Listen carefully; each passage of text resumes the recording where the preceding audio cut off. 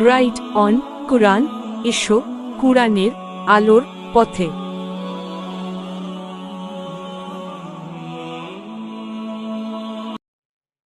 তিন বন্ধু সফর করতে করতে অনেক দূর পর্যন্ত পৌঁছে গিয়েছে, গভীর রজনী হয়ে গিয়েছে। তিন বন্ধু চিন্তা করলে এখন কোথায় যাব। হঠাৎ করে ঝড় তুফানের কবলে পড়েছে। জিন্দেগি যায় যায়, জীবন ধ্বংস হয়ে যায়, পৃথিবী উল্টে যায়, এমন ঝড় তুফান শুরু হয়ে গিয়েছে। তিন বন্ধু বাঁচবার জন্য বহুত পথ আর পদ্ধতি খুঁজলো, কোথাও পেল না। শেষ পর্যন্ত তিন বন্ধু মিলে পাহাড়ের উপরে একটা বিশাল গর্তের ভিতরে প্রবেশ করেছে। গর্তের ভিতরে যখন প্রবেশ করেছে নিজেকে বাঁচাবার জন্য, হঠাৎ করে পাহাড়ের উপর থেকে বিশাল বড় একটা পাথর এসে তাদের গর্তের মুখটাকে বন্ধ করে দিল, রাত কাটিয়ে দিয়েছে। ঝড় তুফান থেমে গিয়েছে। তারা যখন বের হবে, পৃথিবীর সঙ্গে তাদের কানেক্টিংটা ফেল হয়ে গিয়েছে, কানেকশন হয় না। এমন গর্তে ঢুকেছে, পৃথিবীতে কি ঘটতেছে তারা বলতে পারে না, কারণ বিশাল বড় পাথর তাদের গর্তের মুখটাকে বন্ধ করে দিল। তিন বন্ধু মিলে একসাথে ধাক্কা দিতে লাগলো। প্রত্যেকটা মানুষের শরীরের লোমকূপের গোড়া থেকে ঘাম বের হয়ে গিয়েছে, কিন্তু সরিষার দানা পরিমাণ ওই পাথরটাকে নড়ানো যায় নাই। আল্লাহ রব্বুল ইজ্জতুল জালালের পরীক্ষা তাদের জন্য মুত্তাসিল হয়ে গেল। রব এইভাবে মানুষের দিলের পরীক্ষা নিয়ে থাকে। আমার বন্ধুগণ তিনজন মিলে পরামর্শ করলো, আর বাঁচা যাবে না। দীর্ঘক্ষণ চলে গেল, মরে যাবার মতো উপক্রম, পানিও নাই, খাবারও নাই, দম বন্ধ হয়ে যায়, অক্সিজেন নাই। তিন বন্ধু মিলে চোখের পানি ছেড়ে কান্না করে গভীর রজনীতে সেজদায় পড়ে গর্তের ভিতরে আল্লাহ কি ডাক দিয়ে বলেছে, আল্লাহ, জিন্দেগিতে অপরাধের শেষ নাই, এমন কোন অপরাধ করি নাই যা তোমার কাছে জানা নাই। রব, সব তো আমরা করছি, কিন্তু বিপদে পড়ে দেখছি এখন তো আমার সন্তানও আমাকে বাঁচাতে পারবে না, স্ত্রী, মা, বাবা, আত্মীয় স্বজন কেউ বাঁচাতে পারবে না। এই গর্তের ভিতরে আমাদের খবর পৃথিবীর কোনো মানুষ জানে না, একমাত্র তুমি ছাড়া। আল্লাহ, এমন বিপদে পড়েছি, একমাত্র তুমি পারো আমাদেরকে বাঁচাতে, কিন্তু কোন মুখে তোমার কাছে হাত উঠাবো আর দোয়া করবো? আল্লাহ, জীবনে যে এমন কোনো গুনাহ নাই যে গুনাহ করি নাই, জিন্দগিতে এমন কোনো খারাপ কাজ নাই যা আমরা করি নাই, কি বলে তোমার কাছে হাত উঠাবো? তুমি যদি বলো আমি তোদেরকে চিনি না। রব, এই অপমান থেকে, কবর থেকে, গর্ত থেকে কে বাঁচাবে? তিনজন মিলে পরামর্শ করে সিদ্ধান্ত নিয়েছে, আমাদের জিন্দেগিতে যদি এমন একটা কাজ থাকে রে, যেই কাজটা একমাত্র আল্লাহরে সন্তুষ্ট করবার জন্য করছিলাম, পৃথিবীর কোন মানুষকে দেখাবার জন্য করি নাই, এমন যদি কারো জীবনে একটা মাত্র কাজ থাকে, কয়টা? সবাই বলা লাগবে কয়টা? এমনকি আমাদের জিন্দেগিতে যদি একটা মাত্র ভালো কাজ থাকে, যেটা একমাত্র রবকে সন্তুষ্ট করবার জন্য করেছি, আজকে ওই কাজের ওসিলা নিয়ে রবের কাছে চাইব। রব তো বলেছে সরিষার দানা পরিমাণ ভালো কাজ করলেও তিনি কল্যাণ দেন, উপকার দেন, ফিডব্যাক দেন। আজকে একটু দেখি না, আমরা তো গুনাহ করছি কিন্তু কোন জিন্দেগিতে ভালো কাজ আসেনি। তিন বন্ধুর এক বন্ধু বলছে, বাইরে আমার জীবনে একটা ভালো কাজ আছে। এই বলে ওই বন্ধু সেজদায় পড়ে চোখের পানি ছেড়ে কান্না করে ডাক দিয়া বলেছে, আল্লাহ,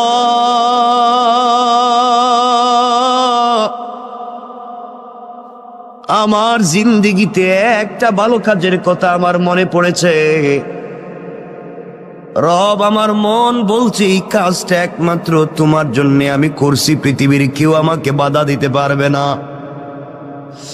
আয় আল্লাহ, আমার চাচাতো বোন, যাকে আমি প্রাপ্ত বয়স্ক হওয়া থেকে যার পিছনে লেগে আছি, যাকে একটা বার স্পর্শ করতে চাই, একটা বার আলিঙ্গন করতে চাই, আমি তার সঙ্গে জেনা করতে চাই, মেলামেশা করতে চাই, তার মতো সুন্দরী মেয়ে আর নাই, কিন্তু আল্লাহ কোনোদিন তাকে আমার ভাগে নিয়ে আসতে পারলাম না, কোনোভাবে কথা বলে ফুসলাতে পারলাম না।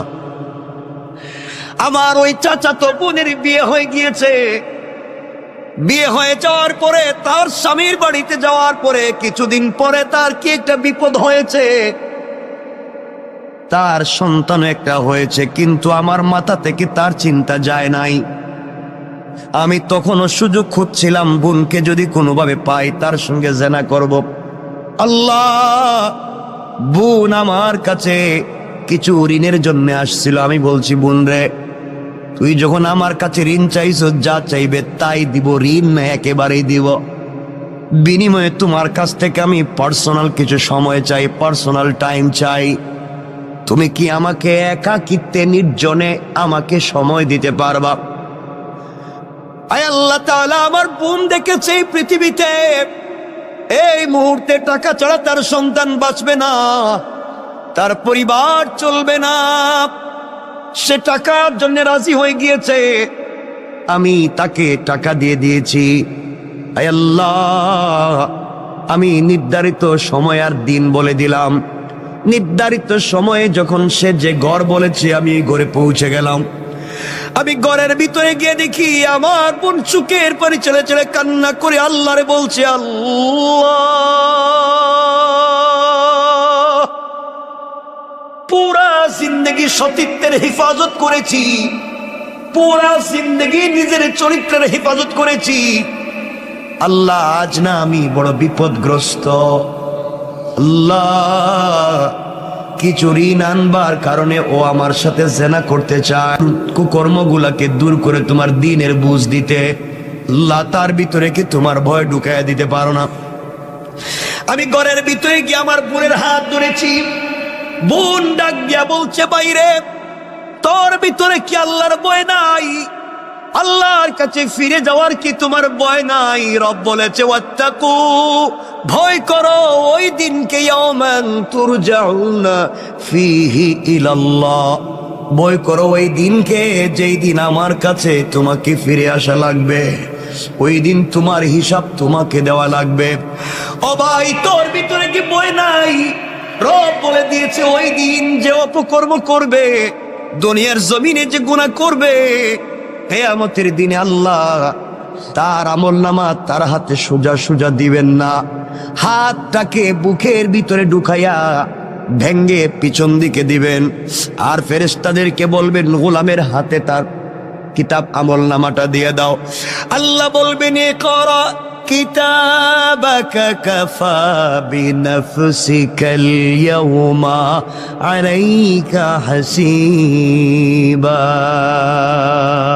বান্দারে, জীবনে যা করছো গোলাম, চলার পথে যা করছে, যে তোমার হাতে ধরাইয়া দিলাম, তুমি পড়ো।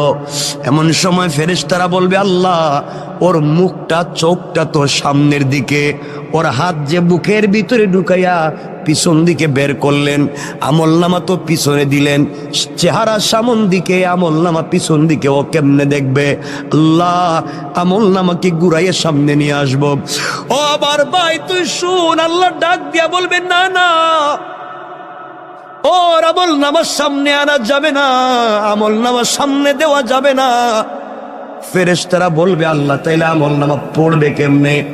আল্লাহ বলবেন, শোনো ফেরেশতারা, ওর ঘাড়টারে মটকাইয়া দাও, ওর ঘাড়টারে মটকাইয়া পিছন দিকে করে দাও, চিৎকার করে যেন কানতে থাকে, চিৎকার করতে থাকে। ভাইরে, তোর হাতটা বুকের ভিতরে ঢুকাইয়া পিছন দিকে বের করা হবে, এরপরে তোমার ঘাড়কে মটকাইয়া দেওয়া হবে। এরপর আল্লাহ বলবেন, খুযূহু ফাগুল্লুহু সুম্মাল জাহিমা সাল্লু। ওরে ধরো রে, ভালো করে ধরো, আর জাহান্নামের গরম শিকল দিয়া হাত পায়ে দড়ি লাগাও, অপমানিত গোলামের ন্যায় টেনে টেনে জাহান্নামে নিয়ে যাও। কেন রে ভাই, তুই এই গুনার কাজ করে আমার সঙ্গে এত অপরাধ করবি? কেন রে ভাই, তুই জাহান্নামের আগুনে জ্বলবি? ভাই, তোর মনে কি আল্লাহর ভয় নাই? তোমার মনে কি জাহান্নামে যাওয়ার ভয় নাই? তোমার মনে কি আল্লাহর সামনে দাঁড়াবার ভয় নাই? তুমি কেমনে আমার সঙ্গে ওই নাফরমানি করবা? আয় আল্লাহ, আমি তো গিয়েছিলাম জেনা করতে, যাকে আমার জীবন যৌবন দিয়ে স্বপ্নে দেখি, যাকে আমি স্বপ্নে লালন করি, পুরা জিন্দগি থেকে যাকে একটা মিনিট পেতে চাই, পুরা জিন্দগি ভর যাকে নিয়ে স্বপ্ন দেখছি, আমার ওই বোনকে আমার হাতের মুঠোয় পাইছি, শুধু তার হাত স্পর্শ করছি, আমি শুধু তার হাত ধরছি। ওই সময় বোন আমাকে এই ওয়াজ শোনাইয়া দিছে, আল্লাহ ওই দিন একাকিত্বে নির্জনে পৃথিবীর কোনো মানুষ নাই, একমাত্র আমার বোন আর আমি ছাড়া। ওই দিন আমি তো গিয়েছিলাম খারাপ কাজ করতে, কিন্তু বোনের 1 মিনিটের বক্তব্য শুনে তোমার ভয়ের কথা আমার ভিতরে ঢুকে গিয়েছিল। আমি আমার বোনের হাত ছেড়ে দিয়া ঘর থেকে বের হয়ে তোমাকে চিৎকার করে বলেছিলাম, আল্লাহ তোমাকে ভয় পাইছি, বোনের কথায় হাত ছেড়ে দিয়েছি, আর জেনা করব না, এই বলে ঘর থেকে বের হয়েছিলাম, আর জিন্দগিতে বোনের দিকে চোখ তুলে তাকাই নাই। আল্লাহ তাআলা, ওই দিন তো কোনো পুলিশ ছিল না, র্যাব ছিল না, border guard, CID, DIB, NSID, GFI কেউ ছিল না, একমাত্র তোমার কথা শুনে তোমার ভয় আমার দিলে ঢুকে গিয়েছিল। তুমি বলেছো ওয়াত্তাকু ইয়াওমান তুরজাউনা ফীহি ইলাল্লাহ, আমার কাছে তো ফিরে আসা লাগবে। ওই যে ভয় ঢুকে গিয়েছিল, ভয়ের কারণে আমি হাত ছেড়ে দিয়েছি। আল্লাহ, ওই দিনের কাজটা যদি একমাত্র তোমার ভয়ে, তোমার ভালোবাসায় হয়ে থাকে, আজকের মতো বিপদ থেকে বাঁচাইয়া দাও। ওই গোলাম দোয়া করতে দেরি হয়েছে, ওই গর্তের উপর থেকে পাথরটা 3 ভাগের 1 ভাগ অটোমেটিক সরে গিয়েছে। আল্লাহু আকবার! চিন্তা করেন কি বলতে চাই।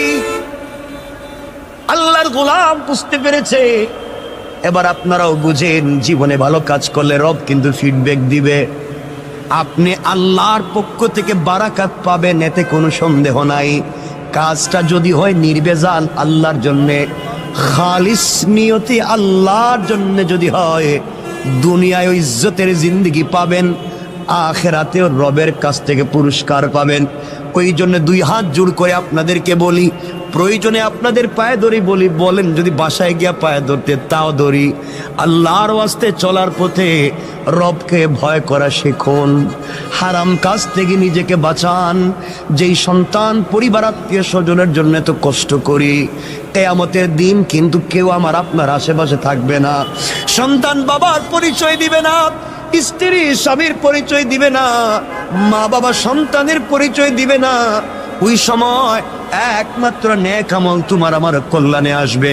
কথায় কথা চলে আসছে, মাঝখান দিয়া বলে দেই, যদি আপনি জিন্দেগিতে দুনিয়ার জমিনে কোরআন তিলাওয়াত করা শিখতে পারেন, কোরআন তিলাওয়াত করেন, শুধুমাত্র কোরআন তিলাওয়াত, এত ছোট্ট একটা আমলও যদি করেন, আল্লাহর রাসূল সাল্লাল্লাহু আলাইহি ওয়াসাল্লাম বলে দিয়েছে, পৃথিবীর জমিনে কেউ যদি কোরআন তেলাওয়াতকারী হয়, ওই কোরআন তেলাওয়াত তাকে জান্নাতে না পৌঁছানো পর্যন্ত আল্লাহর দরবারে সুপারিশ আর শাফাআত করা বন্ধ করবে না। সুবহানাল্লাহ পড়েন। কথায় কথা চলে আসছে মধ্যখানে, 1 মিনিটে বলে দিই, আল্লাহর গোলাম দুনিয়ার জমিনে আল্লাহর গোলাম ইন্তেকাল করেছে। কবরে যাওয়ার পরে সবাই মিলে, আত্মীয় স্বজন মিলে গোসল করাইয়া, কাফন পরাইয়া, হাতে পায়ে বেড়ি দড়ি লাগাইয়া, রশ্মি দিয়া বেঁধে সাদা কাপড়ে প্যাকেটিং করে সবাই মিলে নিয়ে যায়, তাকে কবরের দিকে নিয়ে যায়। বান্দা চোখের পানি ছেড়ে ছেড়ে কান্দে আর বলে, সন্তান তোর জন্যে না ঢাকা শহরে এত সুন্দর বাড়ি বানাইলাম, তুই কেমনে আজকে বাপরে বান দিয়া তুই কই নিয়ে যাস? ও সন্তান, তোর জন্য না এত বাপ এত কষ্ট করলাম, তুমি আমারে আজকে কোথায় নিয়ে যাও, কোন কবরে? সন্তান বলছে, হয়তো জুরাইন কবরস্থানে, আজিমপুর গুরুস্থানে, কোন জায়গায় নিয়ে যায়?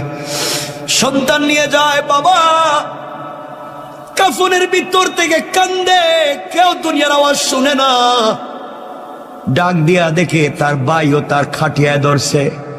বাইরে ডাক দিয়া বলে, ভাই রে, আমার গলা না জড়াইয়া নাকি তুই ঘুমাইতি না? আমার গলা না জড়াইলে নাকি তোর ঘুম আসতো না? ছোটবেলায় 2 জন খেতে বসলে কত দুষ্টামি করছি, দুই ভাই মিলে দুনিয়ার জমিনে কত দুষ্টামি করলাম। কেমনে রে ভাই তুই আজকে আমাকে, কেমনে তুই আমাকে ভুলে গিয়া জাহান্নামের কবরের দিকে নিয়ে যাস? ভাইও কথা শুনবে না, তাকে দেখবে তার কলিজার টুকরা বন্ধু সেও খাটিয়ে ধরে আছে, কবরের কাছে নিয়ে বলছে মিনহা খালাকনাকুম ওয়া ফিহা নুঈদুকুম ওয়া মিনহা নুখরিজুকুম তারাতান উখরা।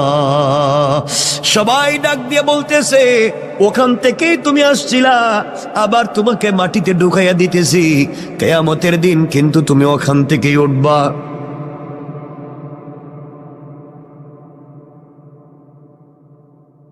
বন্ধু কেউ তোমার কথা শুনবে না, আমার কথা শুনবে না। ওই সময় আল্লাহর গোলাম চিৎকার করে কান্না করে বলবে, ও গোলাম, আমার না ঘরে কত সুন্দর এয়ার কুলার এয়ার কন্ডিশন ছিল, টাইস ছিল, সিরামিক ছিল, তুই আমার কই রাইখা যাস? সবাই মিলে তোমাকে আমাকে কবরের ভিতরে শোয়াইয়া দিবে, মাটি উপর দিয়া দিয়া যখন সবাই চলে আসবে, আল্লাহরে গোলাম কবরের ভিতরে কাঁদতেছে। এমন সময় ফেরেশতারা এসে তাকে জিজ্ঞেস করছে, মার রব্বুকা, ও গোলাম বলো না তোমার রবকে। গোলাম তো ঠিক মতো উত্তর দিতে পারে না, কারণ দুনিয়ায় রবের পথে চলে নাই। দুনিয়ায় রব যেই পথের কথা বলছে গোলাম, ওই পথে গোলাম চলে নাই। আজ গোলামকে কবরের ভিতরে বলছে মার রব্বুকা, গোলাম জবাব দিতে পারে না। ফেরেশতারা বলছে ওয়ামা দীনুকা, বলো না তোমার ধর্মের নাম কি, কোন ধর্ম নিয়ে আসছো? গোলাম জবাব পায় না। গোলামকে বলা হয়েছে বলো না মান হাদার রাজুলু আল্লাযী বুইসা ফীকুম, ওই ব্যক্তির চিনুনি দেখো তো, যেই ব্যক্তিকে তোমাদের হিদায়াতের জন্য পাঠানো হয়েছিল। আল্লাহর রসুলের চেহারা এভাবে উঠাইয়া ধরে বলবে, দেখো তো এই লোকটারে চিনুনি? তুমি আমি যদি দুনিয়ার জমিনে রসুলের চরিত্র নিয়ে, রসুলের আদর্শ নিয়ে কবরে যাই, তাহলে ওই লোকটারে দেখাইলে আমরা চিনতে পারবো আমার রসুল। কবরে দেখাইলে বলতে পারবো ইয়া রাসূলুল্লাহ, দুনিয়ায় না আপনাকে দিল দিয়ে ভালোবেসেছি, কবরে রসুলের চেহারা দেখে চিনতে পারবেন। আর যদি দুনিয়ার জমিনে সেই রসুলকে ভালোবাসতে না পারেন, আল্লাহর রসুলের চেহারা দেখানোর পরও তুমি আমি চিনব না। ফেরেশতারা যখন তিনটা প্রশ্নের জবাব পায় নাই, তাকে আঘাত করার জন্য 70 জন অন্ধ ফেরেশতা এক একজন ফেরেশতার ওই কাঁধ থেকে ডান কাঁধ থেকে বাম কাঁধে যেতে লাগবে 700 বছর। এমন 70 জন ফেরেশতা হাতের মধ্যে লোহার মুগুর নিয়ে দাঁড়িয়ে আছে, আঘাত করবে। 70টা সাপ বিচ্ছু দাঁড়িয়ে আছে, তাকে খেয়ে ফেলবে। চিৎকার করে আল্লাহর গোলাম কাঁদবে, তাও কেউ শুনবে না। কারণ এই দুনিয়ায় কাঁদলে তো কেউ না কেউ শুনবে, কিন্তু কবরে কাঁদলে কেউ কথা শুনবে না। ওই দিন একমাত্র রব শুনবেন। দুনিয়ায় রবরে শুনাইয়া যাও, কবরে গেলেও রব তোমার কথা শুনবেন। এমন সময় গোলাম দেখতেছে কবরের দুই পার্শ্বের মাটি অনেক দূর পর্যন্ত চলে গিয়েছে। এত দূর পর্যন্ত মাটি গিয়েছে, আল্লাহর গোলামকে আঘাত করবার জন্য, কবরের মাটি চাপ দেওয়ার জন্য এভাবে আসতেছে। এক পাজরের হাড় অপর পাজরে ঢুকে যাবে। আল্লাহর গোলাম চক্ষু বন্ধ করে দিয়েছে। চক্ষু বন্ধ করে চিৎকার করে ডাক দিয়া কবরের ভিতরে বলছি, আল্লাহ কেউ নাই, এই বিপদে আমার সন্তানও নাই, সন্তান আমার বিছানায় ঘুমায়, স্ত্রী হয়তো অন্যের হাত ধরে অন্য কাউকে বিয়ে করে ফেলেছে, বা এগুলা হয়তো আমার সম্পত্তি এত মুহূর্তে বাগ বাটুয়ারা করে ফেলছে। আল্লাহ আমার দোকানের গদিতে হয়তো আরেকজন বসে গিয়েছে। আমি মনে করছিলাম আমি ছাড়া মনে হয় দুনিয়া চলবে না, এখন দেখি আমি ছাড়া আমার ঘরও চলে, আমি ছাড়া আমার দোকানও চলে। আজ এই সন্তানেরা আমাকে ছাড়া চলতো না, এরাও দেখি এখন চলে। যে স্ত্রী আমাকে জড়িয়ে না ধরে ঘুমাইতো না, স্ত্রীও দেখি চলে। আল্লাহ দুনিয়া তো আগের জায়গায় আছে, কিন্তু আমি যে নাই, আমার কথা কেউ মনে করে না। গোলাম কান্দে, চিৎকার করে কান্দে। এমন সময় দেখে তার পাজরে হাত এক পাশে ঢুকায় দেওয়ার জন্য কবরের মাটি যখন তাকে আঘাত করবার জন্য আসছে, চিৎকার করে কাঁদতেছে, হঠাৎ করে অনুভব করে তার বুকের উপরে কে যেন ছোট্ট ছোট্ট পা দিয়া হেঁটে যায়। কিরে, আমার বুকের উপরে আবার হাঁটে কে? চক্ষু খুলে দিয়েছে। চক্ষু খুলে দেখে সবাই যার যার জায়গায় দাঁড়িয়ে আছে, কেউ আর আঘাত করে না। আর তাকাইয়া দেখে তার বুকের উপরে সবুজ চড়ুই পাখির মতো একটা পাখি তার বুকের উপরে হেঁটে হেঁটে যায়। আল্লাহু আকবার। গোলাম চিৎকার করে বলছে, কে রে তুমি? ডাইনে মাটি, বামে মাটি, নিচেও মাটি, উপরেও মাটি, তুমি কেমনে ঢুকলা? আমি তো অক্সিজেন নিতে পারি না। পাখি আল্লাহর কাছে বলছে, আল্লাহ তুমি আমার জবানটা খুলে দাও, আমি তোমার বান্দার সাথে 1 মিনিট কথা বলি। আল্লাহ পাখির জবান খুলে দিয়েছেন। পাখি চিৎকার করে বলছে, আল্লাহর গোলাম তুমি কাঁদবা না, তুমি আজকে টেনশন করবা না, তুমি অনেক কথার জবাব দিতে পারো নাই, কিন্তু আমি কি, আমি দুনিয়ার গাছের ডালে ডালে বসে সাধারণ পাখি না, আমি দুনিয়ায় বসবাস করার দুনিয়ার কোনো প্রাণী আর পাখি না। আমি হলাম তুমি এত কিছুর ভিতরেও যে প্রতিদিন ঘুমানোর আগে, এশার পরে ঘুমানোর আগে তুমি যে প্রতিদিন সূরা মুলক তিলাওয়াত করে ঘুমাইতে, আমি হইলাম সেই সূরা মুলক। আল্লাহ আমাকে পাখির সুরত দৌড়াইয়া তোমার বুকের উপরে বসাইয়া দিয়েছে। ও আল্লাহর গোলাম, নাওম কা নাওমাতিল আরুস, তুমি আমার ডানার নিচে ঘুমাও। এই বলে ছোট্ট পাখিটা তার 2টা ডানা কবরের 2 পারে ধাক্কা দিয়ে রেখে দিয়ে বলছে, ঘুমাও।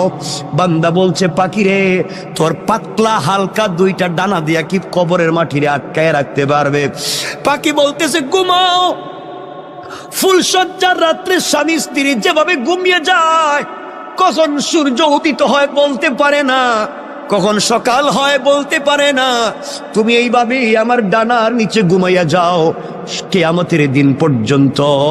আমি তোমার বুকের উপরে বসে গেলাম, এই কবরে কেউ তোমাকে আযাব দিতে পারবে না। আল্লাহর গোলাম, তাও তোমাকে বলে দিলাম, আমি তো সূরা মুলক তোমাকে জানাইয়া দিলাম, কবরেও তোমাকে হেফাজত করব, পুলসেরাতেও করব, মিজানেও করব, যতক্ষণ পর্যন্ত সুপারিশ করে শাফাআত করে আল্লাহর জান্নাতে তোমাকে না পৌঁছাবো, ততক্ষণ পর্যন্ত আমি সূরা মুলকের সুপারিশ তোমার পক্ষ থেকে আল্লাহর দরবারে আমি বন্ধ করব না। আল্লাহু আকবার।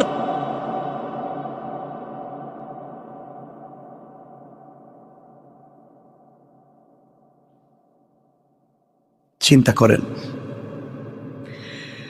এই জন্য আল্লাহর গোলাম কথা লম্বা করতে চাই না, শুধু এতটুকুন বুঝাতে চাই, কার অহমিকায় পড়েছ? দুনিয়া তোমারে কেমনে এত পাগল করছে? দুনিয়া তোমার এত পাগল কেমনে করছে গোলাম? সব না সৌন্দর্য এখানেই থাকবে। তুমি তোমার বেডরুমটারে কত সুন্দর করলা, কয়েকটা দিন থাকবা, হয়তো ঘর থেকে বের হলে আর ফিরেও না আসতে পারো, কিন্তু অনন্তকাল যেই কবরে থাকবা, ওই কবরকে তুমি সুন্দর করলা না। আল্লাহর গোলাম, ওই আল্লাহর গোলাম যখন কান্না করছে, কবর 3 ভাগের 1 ভাগ, গর্তের ভিতর থেকে পাথর 3 ভাগের 1 ভাগ সরে গিয়েছে। আর একজন গোলাম সেজদায় পড়ে ডাক দিয়া বলছে, আল্লাহ, আমিও তো 3 বন্ধুর একজন, আমার জীবনে কোনো নেক আমল নাই, আমার জীবনে কোনো ভালো কাজ নাই, ভালো করে জানি।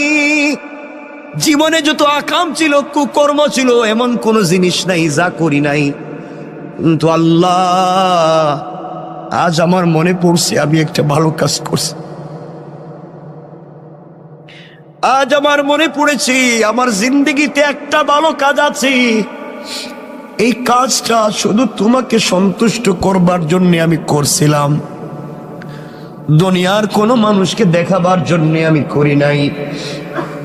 আল্লাহ, আমার ঘরে একজন কর্মচারী ছিল, ওই কর্মচারী কোনো একটা কারণে তার বেতন না নিয়ে আমার কাছ থেকে চলে যায়। আমি তারে অনেক খোঁজাখুঁজি করে পাই না, কর্মচারীরে বেতন দেব, খুঁজতে খুঁজতে আমি তারে পাই না, কোথায় গেল নাই। আমি কি করলাম, তার ওই বেতনের পয়সা দিয়া একটা বকরি কিনলাম, আমি একটা বকরি কিনলাম, ওই বকরিরে বড় করলাম, বকরির থেকে অনেক বাচ্চা হলো, বিশাল বড় একটা বাগান হয়ে গেল, বাচ্চা বকরি আর বকরির অভাব নাই। আয় আল্লাহ, শত শত বকরির পাল হয়ে গেল।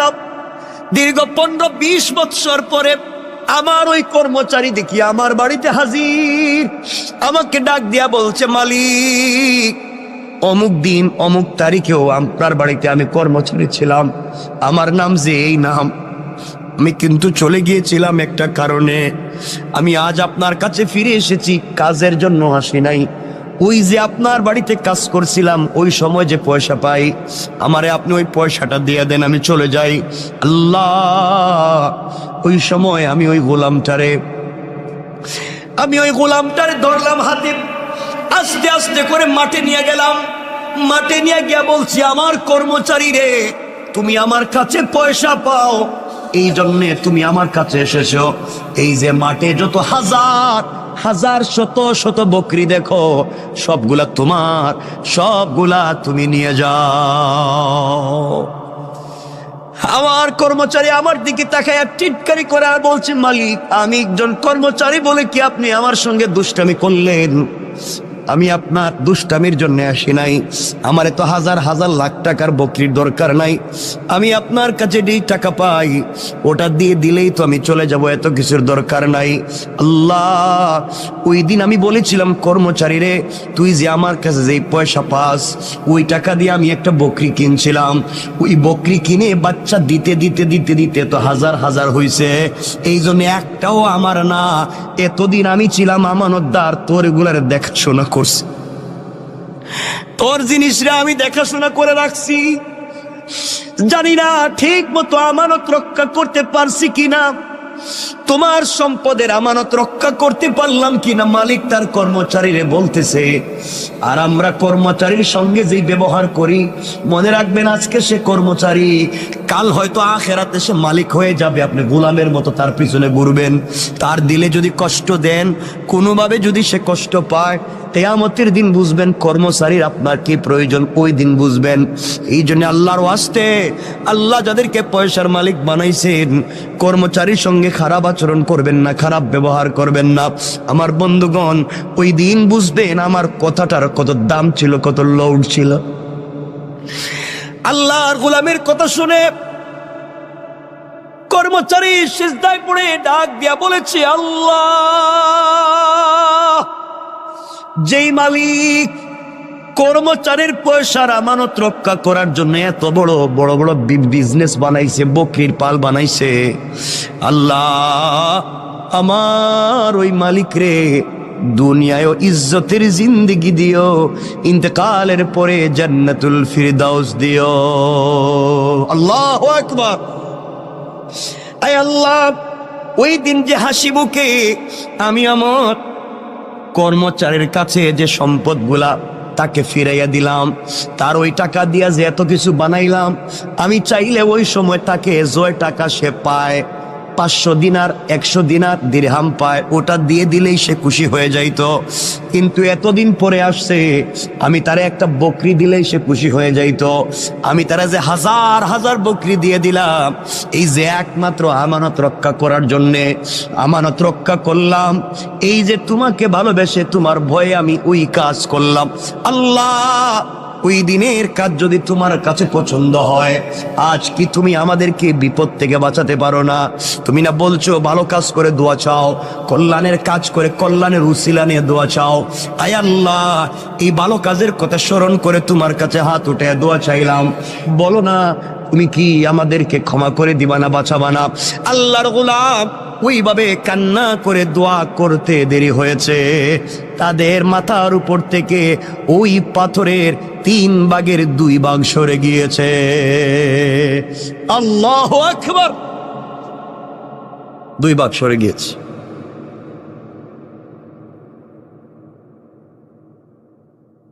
তারা অনেক ট্রাই করছে বের হওয়া যায় কিনা, দেখলো বাইরেও যায় না, ওই আরেকটা ভাগ যাইতেইব। 2 জন বন্ধু যখন আল্লাহর কাছে দোয়া করছে, আল্লাহ তাআলা তাদেরকে বাঁচাইয়া দিয়েছেন।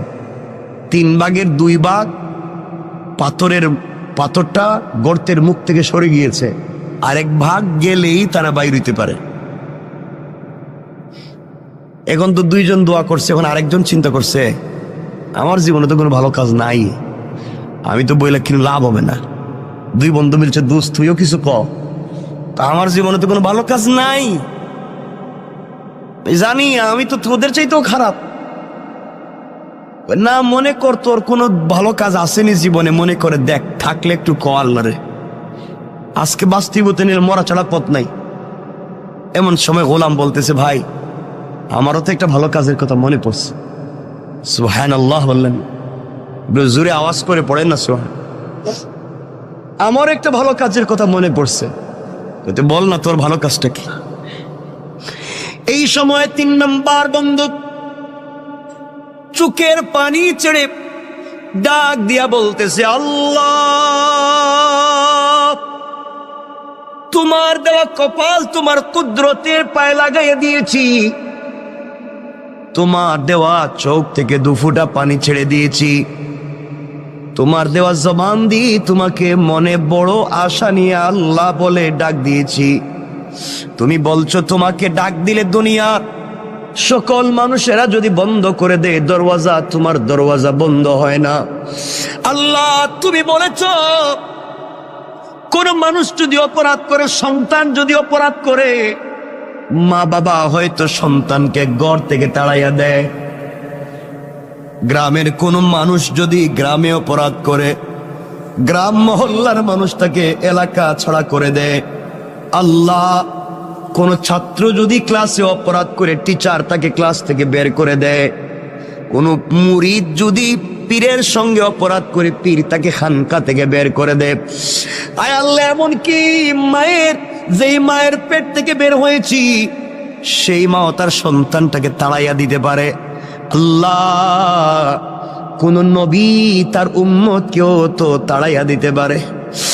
আয় আল্লাহ তুমি বলেছো সবাই আমার গুনাহগার গোলামরে তাড়াইয়া দিতে পারে, কিন্তু আমি রব তো আমার গোলামরে নিজের হাত দিয়ে বানাইছি। মা 10 মাস 10 দিন ভাড়াটিয়ার মতো একটা সন্তানরে পেটে নিছে, মাত্র 10 মাস 10 দিন। ওই মায়ের নাড়ি ছেড়া দন কিছু হলেই মা পাগল হয়ে যায়। গোলাম রে, তোর মা তো তোর হাত পা বানায় নাই, তোর মা তোর অক্সিজেন দেয় নাই, তোর মা তোরে নাক কান চোখ মুখ দেয় নাই। ও বান্দা, তোর মা তোরে লাঞ্চ কিডনি বাল পিত্তথলি কিছুই দেয় নাই, সব তো আমি আল্লাহ দিছি। এরপরে 10 মাস তোর মা তোরে পেটে রাখবার পরেও যদি এত দরদ হয়, আমি রব তোরে আমার নিজের হাত দিয়ে বানাইছি। বল না বান্দা, তোর প্রতি আমার কত দরদ আর ভালোবাসা। ও বান্দা, দুনিয়ার সকল মানুষের দরওয়াজা যদি বন্ধ হয়ে যায়, আমি কথা দিলাম বান্দারি, আমার দরওয়াজা তোমার জন্য সকল সময় খোলা থাকবে। বলো না কি চাও। এবার বান্দা ডাক দিয়া বলে, আল্লাহ আমি একজন বকরির রাখাল, আমি প্রতিদিন বকরি রাখালি করি। বাড়িতে যাই বিকালবেলা, সকালবেলা বাড়ি থেকে বের হই, বিকালবেলা বাড়িতে যাই। যাওয়ার পরে প্রথমে বকরির থেকে দুধ নেই, ওই দুধ নিয়ে প্রথমে আমার বৃদ্ধা মা পাপড়ে খাওয়াই। আমার মা তখন বেঁচে আছেন, আমার মারে দুধ পান করাই। মা ইচ্ছে মতো শান্তি মতো পেট ভরে দুধ পান করবার পরে বাকিটুকুন দুধ নিয়ে আমি আমার সন্তানদের কাছে বন্টন করে দেই। সন্তানেরা পান করে এরপরে ঘুমাইয়া যায়, এরপরে আমরা পান করি। আয় আল্লাহ, একদিন আমার জঙ্গল থেকে মাঠ থেকে বাড়িতে যেতে যেতে দেরি হয়েছে।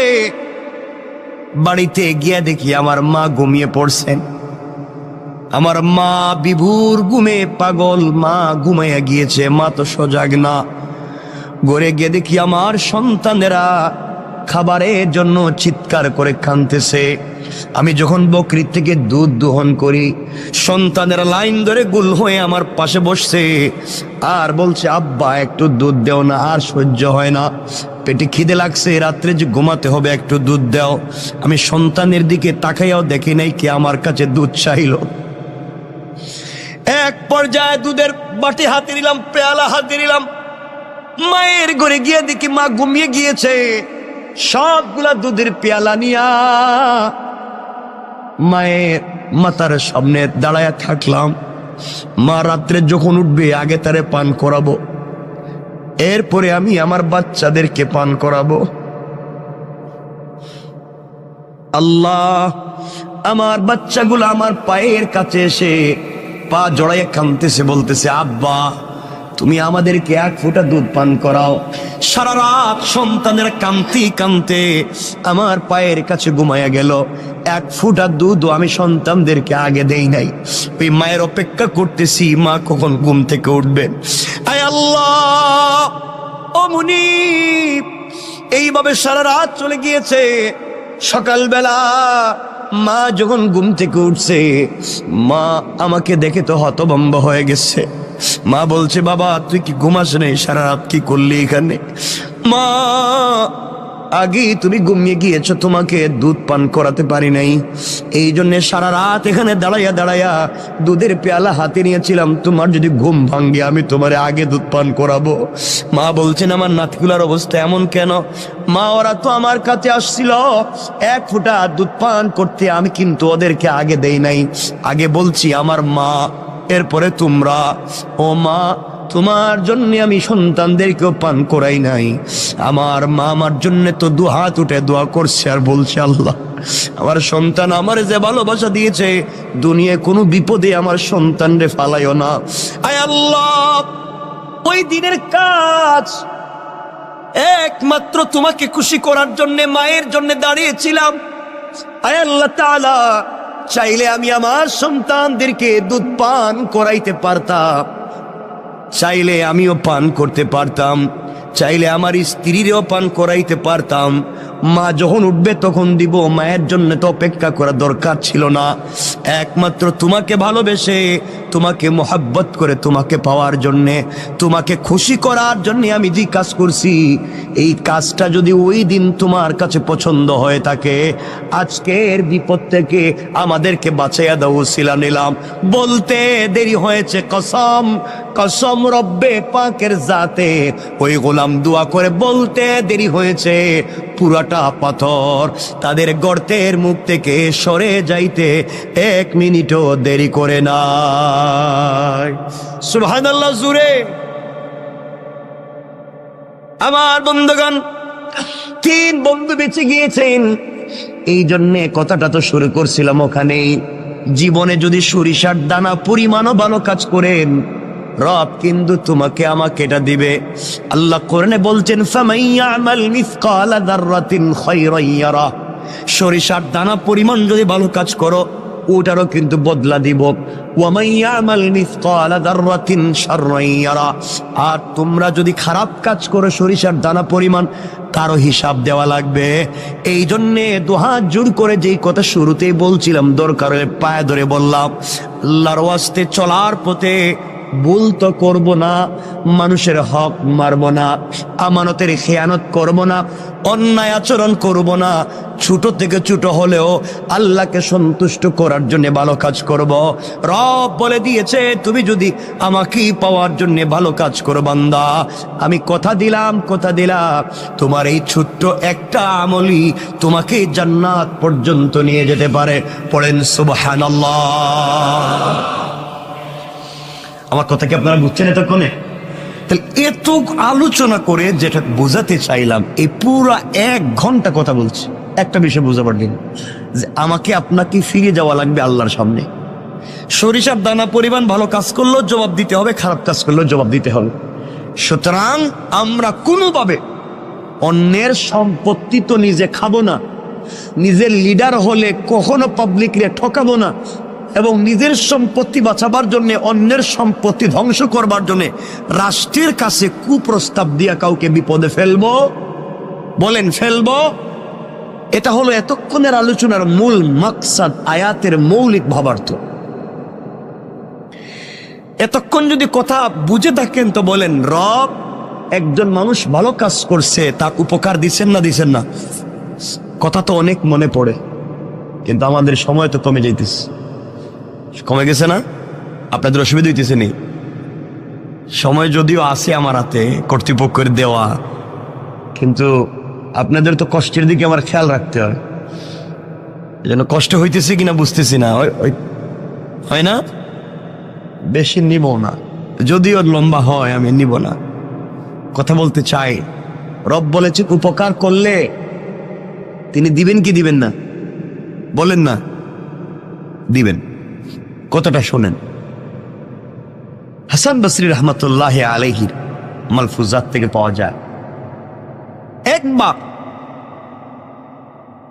হাসান বসরি রহমতুল্লাহ আলাইহ কবরের পাশ দিয়ে যাচ্ছেন, খুব বুঝবেন, কবরের পাশ দিয়ে যাইতেছে। চিন্তা করলেন, কবরের কাছে গিয়ে চিন্তা করলেন, একটু মোরাকাবা করে দেখি তো কবরের মানুষ কেমন আছে।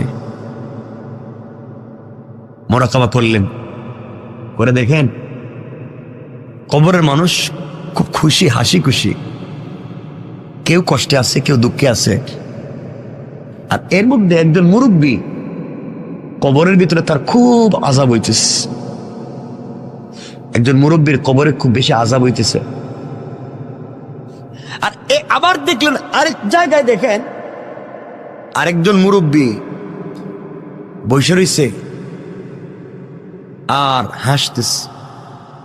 তিনি কিছু দুরূদ পড়লেন, তিনি কিছু দোয়া করলেন, এই সওয়াবগুলো আল্লাহ তাআলা কবরে পৌঁছাইয়া দিলেন। সুবহানাল্লাহ পড়েন না? তিনি তাকাইয়া দেখেন কবরের সকল মানুষ লাইন ধরে এসে এই সওয়াবগুলা নিয়ে যায়। এক মুরব্বী বসে রইছে কর্নারে, ও আয় না, উঠে না। হাসান বসরি বলেন, মোরাকাবায় তাকে জিজ্ঞেস করলাম, বাবা কবরের মানুষ কি বিপদে আছে? আমি সূরা ফাতিহা তিলাওয়াত করলাম, সূরা ইখলাস পড়লাম, এর সওয়াবটুকু কবরে পৌঁছাইলাম, সব মানুষ এসে নিয়ে যায়, তুমি দিকে আসতেছো না, ঘটনা কি? কয় আমার দরকার নাই। দরকার নাই কেন? কয় আমার একটা ছেলে আছে, অমুক বাজারে দোকানদারি করে, ওই ছেলে প্রতিদিন আমার জন্য কোরআন তিলাওয়াত করে সওয়াব আমার কবরে পৌঁছাইয়া দেয়। আমি আমার সন্তানের উপরে খুশি, সন্তান সারাদিন বাজারে দোকানদারি করে, ফাঁকে ফাঁকে সময় পাইলেই আমার জন্য তিলাওয়াত করে সওয়াব পাঠায়। এই জন্য আমার তাড়াহুড়া নাই, আমি একটা ছেলে রেখে আসছি দুনিয়ায়, খুব ভালো। ওই ছেলেটা আমি বাপরে বইলা যায় নাই, এই জন্য সন্তান রে ভালো মানুষ বানাইছিলাম। কবরে আসার পরে সন্তান আমার জন্য দোয়া দুরুদ পড়ে আমার জন্য আমল পাঠায়। আর আমরা এমন সন্তান রাইখা যাই, বাপ মারা যাওয়ার আগেই এর মাইরা ফেলায়। কথা বলেন না কেন? মা বাপ মারা যাওয়ার আগে এমন কষ্ট দেয়, তো এমনি জিন্দা মরে যায়, খাবার দেয় না, বউরে নিয়ে আলাদা থাকে, মা বাপরে দেখতে পায় না, মা বাপের সঙ্গে ভালো আচরণ করে না, স্ত্রী সন্তান যা বলে তাই শুনে, মা বাপকে এই ভালো জায়গায় রাখতে চায় না, মা বাপের ঠিক মতো ঔষধপাতি দেয় না, খবরাখবর রাখতে পারে না, মা বাপকে পয়সা দিলে হিসাব করে। এই সমস্ত নাফরমানি আমাদের ভিতরে হর হামেশা হয়ে গেছে, ঠিক না? হাসান বসরি বলেন, আমি মোরাকাবা শেষ করব, একজন মুরব্বী খুব কাঁদতেছেন, আযাব হইতেছে। আমি জিজ্ঞেস করলাম কারণ কি? মুরব্বী বলছেন, বাবা আমার একটা মেয়ে আছে। কি আছে? খুব দুশ্চরিত্রা, খারাপ খারাপ কাজ করে বেড়ায়, আর ও যত গুনার কাজ করে, ওর গুনার কাজের ভাগ আমার কবরে আসে, আমি পাই। কারণ মেয়েটারে ভালো বানাইতে পারি নাই, যেন বাপ হিসাবে আমি মেয়েরে কেন ভালো বানাইতে পারলাম না। ওই মেয়ে খারাপ কাজ করলে আমার কাছে গুনাহ চলে আসে। আর ওই বেচারা বলতেছে, আমার ছেলে দুনিয়া তেলাওয়াত করে আমার কাছে সওয়াব চলে আসে। অর্থাৎ সন্তানকে যদি ভালো মানুষ বানাইয়া যেতে পারেন, সন্তান ভালো কাজ করলে তারও একটা অংশ পাবেন, সন্তান খারাপ কাজ করলে তারও একটা। তিনি বললেন, বাবা আমার মেয়েটা অমুক গ্রামে থাকে, তুমি যদি পাও, আমার মেয়েটার একটু বইলো আমার জন্য, আমি বাপের জন্য যেন একটু ইসালে সওয়াব করে, কোনো একটা কিছু করে, আমার কষ্ট সহ্য হয় না, কেন মেয়েটা খারাপ কাজ ছাড়ে না। আল্লাহর ওলি হাসান বসরি রহমতুল্লাহ আলাইহি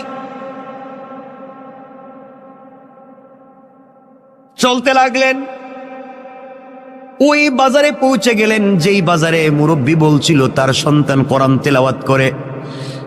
সত্যি দূর থেকে দেখেন তার দোকানে ভিড় লেগে আছে, ভিড় লেগে আছে, মানুষ, কাস্টমারের অভাব নাই।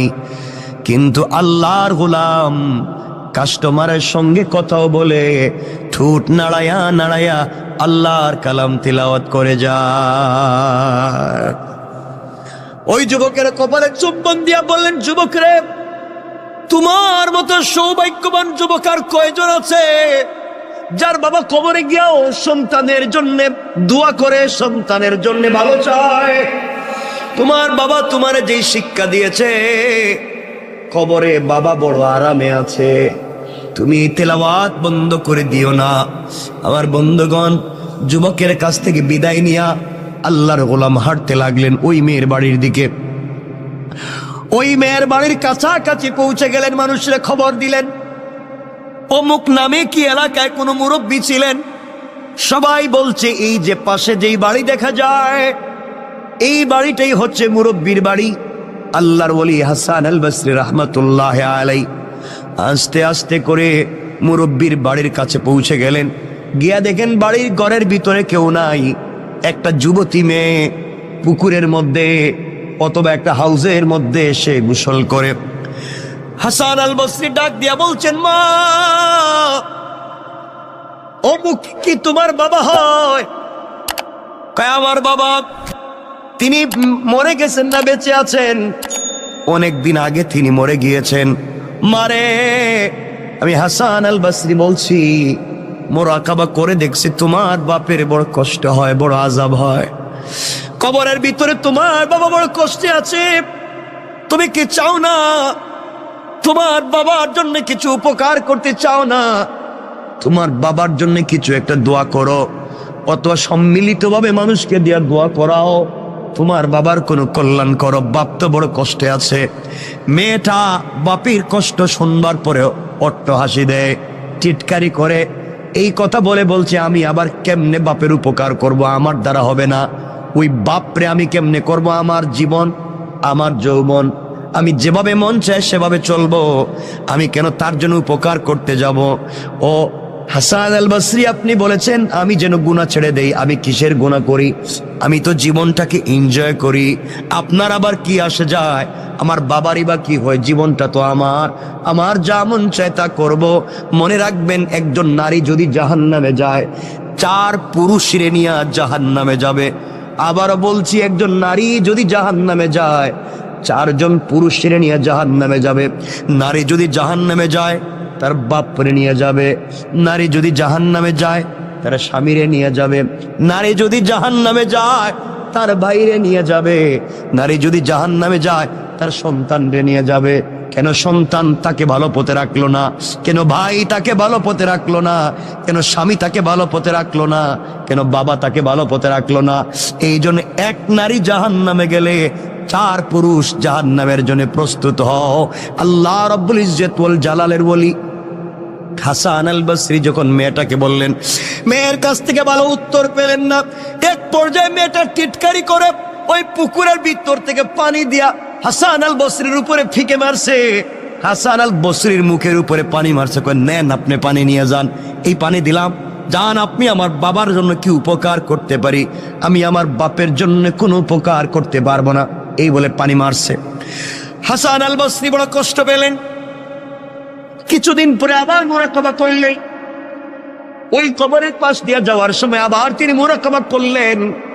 করে দেখেন, যেই বেচারা এতদিন ওই কবরের কর্নারে বসে থাকতো, গুরুস্থানের আসতো না, সোয়াবের জন্য আসতো না, আজ দেখা দেয় সবার লাইনের আগে, সবার আগে আইসা দাঁড়াইয়া গেছে।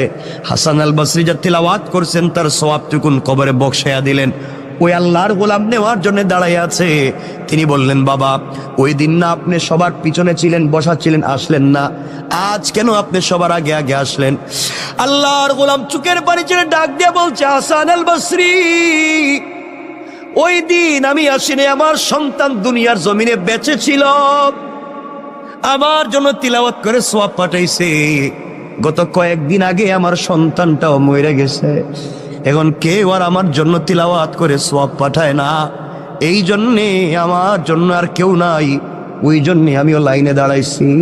ও বাবারা, এই জন্য সন্তান রে ভালো মানুষ বানাইয়া যাও, অথবা অন্যের সন্তান হাফিজ আলিম বানাইয়া যাও, অথবা মসজিদ মাদ্রাসার সঙ্গে সম্পর্ক রেখে যাও। একটা মসজিদের সঙ্গে একটা ইটের টুকরা দিয়েও যদি সম্পর্ক করতে পারো, কিয়ামত পর্যন্ত কবর থেকেও সওয়াব পাইবা। একজন গরিবের বাচ্চারা যদি হাফিজ আলিম বানাইয়া যাইতে পারো, ওই হাফিজ আলিম থেকে পৃথিবীতে যতদিন পর্যন্ত আরো হাফিজ আলিম বনবে, আর কোটি কোটি মানুষ হবে, সবার কাছ থেকে তুমি সওয়াব পাইবা। সুবহানাল্লাহ পড়েন না? আমিও আপনাদের দোয়ায়, আমি তো আলহামদুলিল্লাহ করাইতেছি আমাকে দিয়ে। আমি সিলেটে, আমার এলাকায় জন্ম যেখানে, আমি একটা প্রতিষ্ঠান প্রায় 40 কোটি টাকা, আমরা ওই যে এই সপ্তাহে ভিত্তিপ্রস্তর করবো ইনশাআল্লাহ। মাদ্রাসা চলতেছে অলরেডি, বাকি বিল্ডিংয়ে ভিত্তিপ্রস্তর হয় নাই, টিন শেড। এই সপ্তাহেই আমরা 10 তলা ফাউন্ডেশন দিয়ে ভিত্তিপ্রস্তর করতেছি। কারণ 100 জন ইয়েতিম, একেবারে ইয়েতিম বাচ্চাকে আমরা টোটাল হাফিজ আলিম আমাদের খরচে বানাবো ইনশাআল্লাহ। 100 জন, এভাবে চলতে থাকবে। আমরা নিচে মসজিদ করতেছি 2 তলা পর্যন্ত, উপর থেকে মাদ্রাসা করতেছি, মহিলাদের জন্য আইটি করতেছি, কারিগরি করতেছি, মহিলাদের জন্য এবং বাচ্চা পুরুষের জন্য আমরা একটা মিক্স, আমরা একটা ভালো ব্রিটিশ কারিকুলামে আজহার এবং মদিনার আদলে একটা ইংলিশ মিডিয়াম ইন্টারন্যাশনালি একটা মসজিদ, মাদ্রাসা এবং স্কুলকে একীভূত করে একটা শিক্ষা সিলেবাস তৈরি করতেছি। আল্লাহ যেন কবুল করে, দোয়া করবেন। এটা এই শহরে করার ইচ্ছা ছিল এবং এই শহরেই করতে চাইছিলাম এবং শুরুও করেছিলাম। আল্লাহ চাইলে এই শহরেও আমাকে দিয়ে খুব তাড়াতাড়ি আমরা করে ফেলবো ইনশাআল্লাহ, ইনশাআল্লাহ। এই মসজিদও তো মাদ্রাসা আছে না? নাই? চমৎকার একটা মাদ্রাসা আছে, কতগুলো বাচ্চা এখানে পড়ে, আমার খুব ভাল লাগে। বাচ্চাদের পড়া খুব ভাল লাগে, ওরা তো গুনাহ নাই তো, এজন্য ওদেরকে সময় দিবেন, মাদ্রাসার দিকে খেয়াল রাখবেন, জীবন উল্পাল্টে যাবে একবারে। মাদ্রাসার দিকে খেয়াল রাখবেন তো ইনশাআল্লাহ সবাই। আমার বন্ধুগণ, কথা লম্বা হয়ে যাচ্ছে। আল্লাহর ওলি বুঝলেন ওই বেচারার ছেলে মারা গিয়েছে, এই জন্য আর সওয়াব পাঠায় না। হঠাৎ করে তাকাইয়া দেখেন, ওই দিন যেই মুরব্বী লাইনে সবার সামনে ছিল, আজ দেখা যায় জান্নাতের গালিচায় বসে বসে জান্নাতি ফল খেয়ে যায়। আশ্চর্য হলে, আমার মেয়ে তো জিনাকারী, ওই মেয়েটা তো আমার পানি দিয়ে টিটকারি করছে, ওর বাবা কবরে এত শান্তি পাইল কেমনে জানতে চাই। জিজ্ঞাসা করে, বাবা তুমি আজকে কবরে তো শান্তি কেমনে? তোমার মেয়েরে তো বলছিলাম। আপনি আমার মেয়েরে বলছিলেন, আমার মেয়ে আমার জন্য এত বড় ভালো কাজ করছে, ওই ভালো কাজের উসিলায় আল্লাহ আমাকে মাফ করে জান্নাত দিয়ে দিয়েছে। আল্লাহর ওলি বলেন, না না, তোমার মেয়ে কোনো ভালো কাজ করে নাই। কই, আমি বলার পরে আমার এনে টিটকারি করছে। তোমার মেয়েটাকে তো কোনো ভালো কাজ করতে দেখলাম না, তো জিনাকারিনী। আল্লাহর ওলি মুরাক্কাবায় গিয়ে দেখেন, ওই মেয়েটা টিটকারি করে, মস্করা করে, এক হাতের মধ্যে পানি নিয়া, এক মুষ্টির মধ্যে পানি নিয়া হযরতে হাসান বসরির উপরে যে মারছিল, ওই পানিটা জমিনে পড়ছে। জমিনের ফাঁকা ছিল, ফাঁকার মধ্যে অনেক দিন থেকে একটা ব্যাঙ হা করে আসমানের দিকে তাকাইয়া বলছে, আল্লাহ তুমি কি বৃষ্টি দিবা না? তুমি কি আমারে পানি পান করাইবা না? আমি যে মরে যাই, কোন দিন মরি কেউ খবর রাখবে না। আল্লাহ তুমি কি আমাকে একটু পানি পান করাইয়া তো মারবা? ওই সময় ওই বেজে হাসান বসরির উপরে পানি মারছে, ওই পানিটা গিয়া ব্যাঙের মুখের মধ্যে পড়ছে। আল্লাহু আকবার, জোরে বলেন না। ব্যাঙ ওই পানি পান করে চিৎকার করে বলছে, আল্লাহ যে আমারে পানি পান করাইয়া বাঁচাইলো, তার কেউ যদি কবরে থাকে, আল্লাহ এর ওসিলায় তারে মাফ করে জান্নাত দিয়া দাও। আল্লাহ ওই দুয়ারে কবুল করছে, এই জন্য আল্লাহ আমার মাফ করে দিয়া জান্নাত দিয়ে দিয়েছে। পড়েন সুবহানাল্লাহ।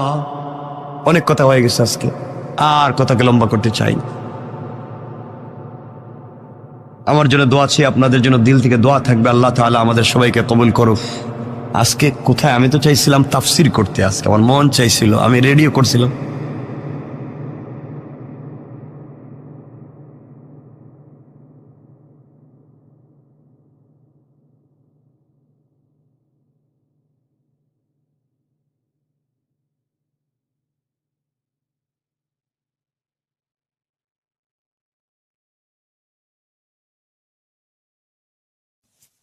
আমি আল্লাহর গোলাম নিজেকে মনে করে বেবান্দারে, আমি আল্লাহর গোলামের 2 নম্বর গুণ হলো আমার গোলামকে কেউ গালি দিলে গালির জবাব দিবে না, আঘাত করলে আঘাতের জবাব দিবে না, গীবত শিকায়াত সমালোচনা করলে জবাব দিবে না, বরং আমি আল্লাহ গোলামকে কেউ যদি গালি দেয়, আমার গোলাম গালির জবাবে গালি না দেয়া ওই ব্যক্তির জন্যে শান্তি আর সালামতির দোয়া করে যায়। পড়েন সুবহানাল্লাহ। তাহলে আল্লাহর গোলামের 2 নম্বর গুণ, গালি দেওয়া যাবে। বাবা সবাই কথা কন না গেরে, গালি দেওয়া যাবে। কেউ যদি গালি দেয় বিনিময়ে শান্তির দোয়া করব, সালাম দিব। কি দিব? আপনারা সালাম দেননি, সত্য কথা কন। তা আমার দিকে তাকান, 1 মিনিট একটা হাদিস শুনেন, 1 মিনিট একটা হাদিস শুনেন। 2 নম্বর গুণ, গালি দিলে জবাব দিবেন না, সালাম দিবেন। দিলে হবে কি দেখেন না। আমাদের কলিজার টুকরা মা আম্মা জান আয়েশা সিদ্দিকা, সবাই বলেন রাদিয়াল্লাহু তাআলা আনহা। আম্মা জান আয়েশা সিদ্দিকা রাদিয়াল্লাহু তাআলা আনহা বলেন, তিনি বলেন আমি যখন দেখতাম কলিজার টুকরা রাসূল পাক সাল্লাল্লাহু আলাইহি ওয়াসাল্লাম ঘরে আসতেছেন, তখন আমি নবীজিকে দেখি ঘরের দরজার চিপায় দাঁড়িয়ে থাকতাম, দরজার পর্দার আড়ালে দাঁড়িয়ে থাকতাম। নবীজি যেন আমি আয়েশাকে দেখতে না পান। তিনি দরজায় এসে আমাকে আয়েশা বলে ডাক দিবেন, আর আমি ঠাস করে দরজা খুলে ঝাপটি মেরে তাকে জড়াইয়া তার কপালে চুম্বন দিয়া আমি তাকে সর্বপ্রথম সালাম দিব। না সুবহানাল্লাহ বাদ দেন, কেমন জোরে বলেন না সুবহানাল্লাহ। কিন্তু আম্মা জান আয়েশা বলেন, ওয়াল্লাহি আল্লাহর জাত ও সিফাতের কসম, আমি যতদিন নবীজিকে আগে সালাম দিতে চেষ্টা করেছি কোনোদিন আগে সালাম দিতে পারি নাই, বরং নবীজি ঘরে আসার বহুত দূরে থাকতে আমাকে সালাম দিতেন। সুবহানাল্লাহ বিহামদি, সুবহানাল্লাহ জোরে বলেন না। এখান থেকে আমরা 3টা শিক্ষা পাইলাম। কয়টা? আমার কথা কি আপনারা মনোযোগ দিয়ে শুনতেছেন? আমি সবার মতো কথা বলি না, এভাবেই কথা বলছি যেন এটা ক্লাসের মতো হয়, আমি যা বলছি সব যেন বোঝাতে পারি। কয়টা শিক্ষা সবাই বলেন? 1 নম্বর, নবীজি বাহির থেকে এসে ভিতরে সালাম দিতেন। এর অর্থ দাঁড়ালো বাহির থেকে এসে ভিতরে সালাম দেওয়া সুন্নত।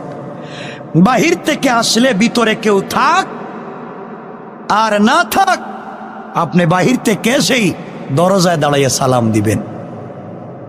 ইনশাল্লাহ নাই? সবাই বলেন না ইনশাল্লাহ? সালাম দিবেন তো ইনশাল্লাহ? 1 নম্বর। 2 নম্বর শিক্ষা, নবীজি বাহির থেকে এসে ভিতরে সালাম দিতেন। এখান থেকে জানতে পারলাম বাহির থেকে ভিতরে সালাম দিতে হয়। এর অর্থ দাঁড়ালো আজকের থেকে উস্তাদ সালাম দিবেন ছাত্রদেরকে, টিচার সালাম দিবেন স্টুডেন্টকে, ছাত্ররা আগে থেকেই ক্লাসে বসা থাকে, উস্তাদ বাহির থেকে ক্লাসরুমে ঢুকেন, বাহির থেকে ভিতরে সালাম দিতে হয়। তাহলে উস্তাদ ছাত্রদেরকে সালাম দিবেন। কিন্তু আমাদের দেশে উল্টা, ছাত্ররা যদি হুজুররে সালাম না দেয় তাহলে পিড়ায়। কথা কয় না কেন আমি বুঝি না, উল্টা কাম। 3 নম্বর, নবীজি সাল্লাল্লাহু আলাইহি ওয়াসাল্লাম আগে আম্মা জান আয়েশাকে সালাম দিয়েছেন। এর অর্থ দাঁড়ালো নাই, নবীজি আয়েশাকে সালাম দিয়েছেন। এর 3 নম্বর শিক্ষা হলো স্বামী সালাম দিয়েছেন স্ত্রীকে। সুবহানাল্লাহ বললেন না? নবীজি সালাম দিয়েছেন আয়েশাকে, আমার রাসূল স্বামী, আম্মা জান আয়েশা স্ত্রী, নবীজি সালাম দিয়েছেন আয়েশাকে। অর্থ দাঁড়ালো স্বামী সালাম দিয়েছেন। তাহলে এখান থেকে শিক্ষা পাইলাম স্বামী সালাম দিবে বউরে, দিবে তো? কথা কয় না। আপনারা সত্য কথা কোন স্ত্রীকে সালাম দেননি, মিথ্যা কথা বলার সুযোগ নেই। বলেন না, দেন না কেন? কি করে? লজ্জা করে। ওরে আল্লাহর লজ্জারি, বউরে সালাম দিতে লজ্জা করে। বউরে সালাম দিতে লজ্জা হয়, আর বউরে পিড়াইবার সময় লজ্জা কই যায়? বউরে যখন পিড়ায় তখন লজ্জা কই থাকে? একজন আমারে বলতেছে আজকালকে নাকি বউরে এমন পিটানি দে, একজন বউরে পিটাইতে পিটাইতে বউরে কইতাছে তুই আমারে আব্বা কো। চিন্তা করছেন? বউ মায়ের খাইতে খাইতে পায়ে ধরে কইতাছে তুই আমার বাপ, এবার সাইডা দে। এ বন্ধু বান্ধবের কাছে গিয়ে বলতেছে তোমরা আমার চিনুনি আমি কেডা? আমি বউরে বাপ ডাকাইয়া সাইডা দিচ্ছি। শয়তান আল্লাহরে বলতেছে আল্লাহ তুমি আমারে শয়তান বানাইয়া তোমার লাভ হইছে কি? এই কামটা তো আমিও করি নাই। কথা বলেন না কেন? বউরে পিটাইতে লজ্জা হয় না, আর বউরে সালাম দিতে লজ্জা হয়। আমার সত্য কথা বলেন, বউরে সালাম দিবেন তো? কথা কয় না কেন? আরে বাবা আমার রাসূল সালাম দিয়েছেন, আর আপনি সালাম দিয়ে সমস্যা কোথায়? আল্লাহ হাদিসে কুদসিতে বলেছেন যে করে স্বামী স্ত্রীকে সালাম দিবে, স্ত্রী স্বামীকে সালাম দিবে, এই করে আমার আল্লাহ ৯১ থেকে ১০০টা বারাকাতের দরওয়াজা খুলে দিবেন। সালাম দিবেন তো? স্ত্রীর কথা শুনতে আওয়াজ কমে গেল কে রে? সালাম দিবেন ইনশাল্লাহ বলেন। যে মুরব্বীরা হাসতাছে আমার চেহারার দিকে তাকাইয়া, এরা হাসতাছে, এরা দিত না। মুরব্বীরা কইতাছে হুজুর ৫০-৬০ বছর গেছে গা, বউরে জিন্দিগিতে সালাম দিলাম না, আজকে যদি গিয়ে স্ত্রীরে সালাম দেই স্ত্রী মনে করবো যে কোন বুড়ায় কোন জায়গায় কাম গড়াইছে আর ভাব মাইরা আমারে সালাম দিতেছে।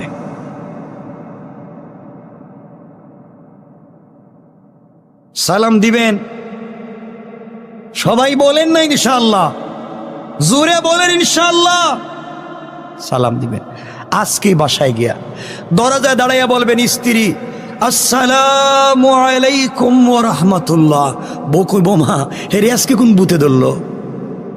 আপনি বলবেন কোনো বুতে ধরে নাই, হুজুর কাশিমপুর বাজারে ওয়াজ করছে আর আমি সুন্নত আদায় করছি। সুবহানাল্লাহ আমি জানি। ইনশাআল্লাহ কোন? সবাই বলেন ইনশাআল্লাহ, আবার বলেন ইনশাআল্লাহ। বউর কথা শুনতে আওয়াজ কমাইয়া দিলেন, জানেন নিয়ে পরে এমন ওয়াজ কইরা দিমু আর বাসায় ঢুকতে পারবেন না, সেটা আমার জানা আছে। এমন ওয়াজ কইরা দিমু বউর পক্ষে বাসায় ঢুকতে পারবেন না, কাম সাইরা লইব। সালাম দিবেন? আচ্ছা, কষ্ট হচ্ছে না তো? হাদিসের দ্বিতীয় অংশ শুনেন।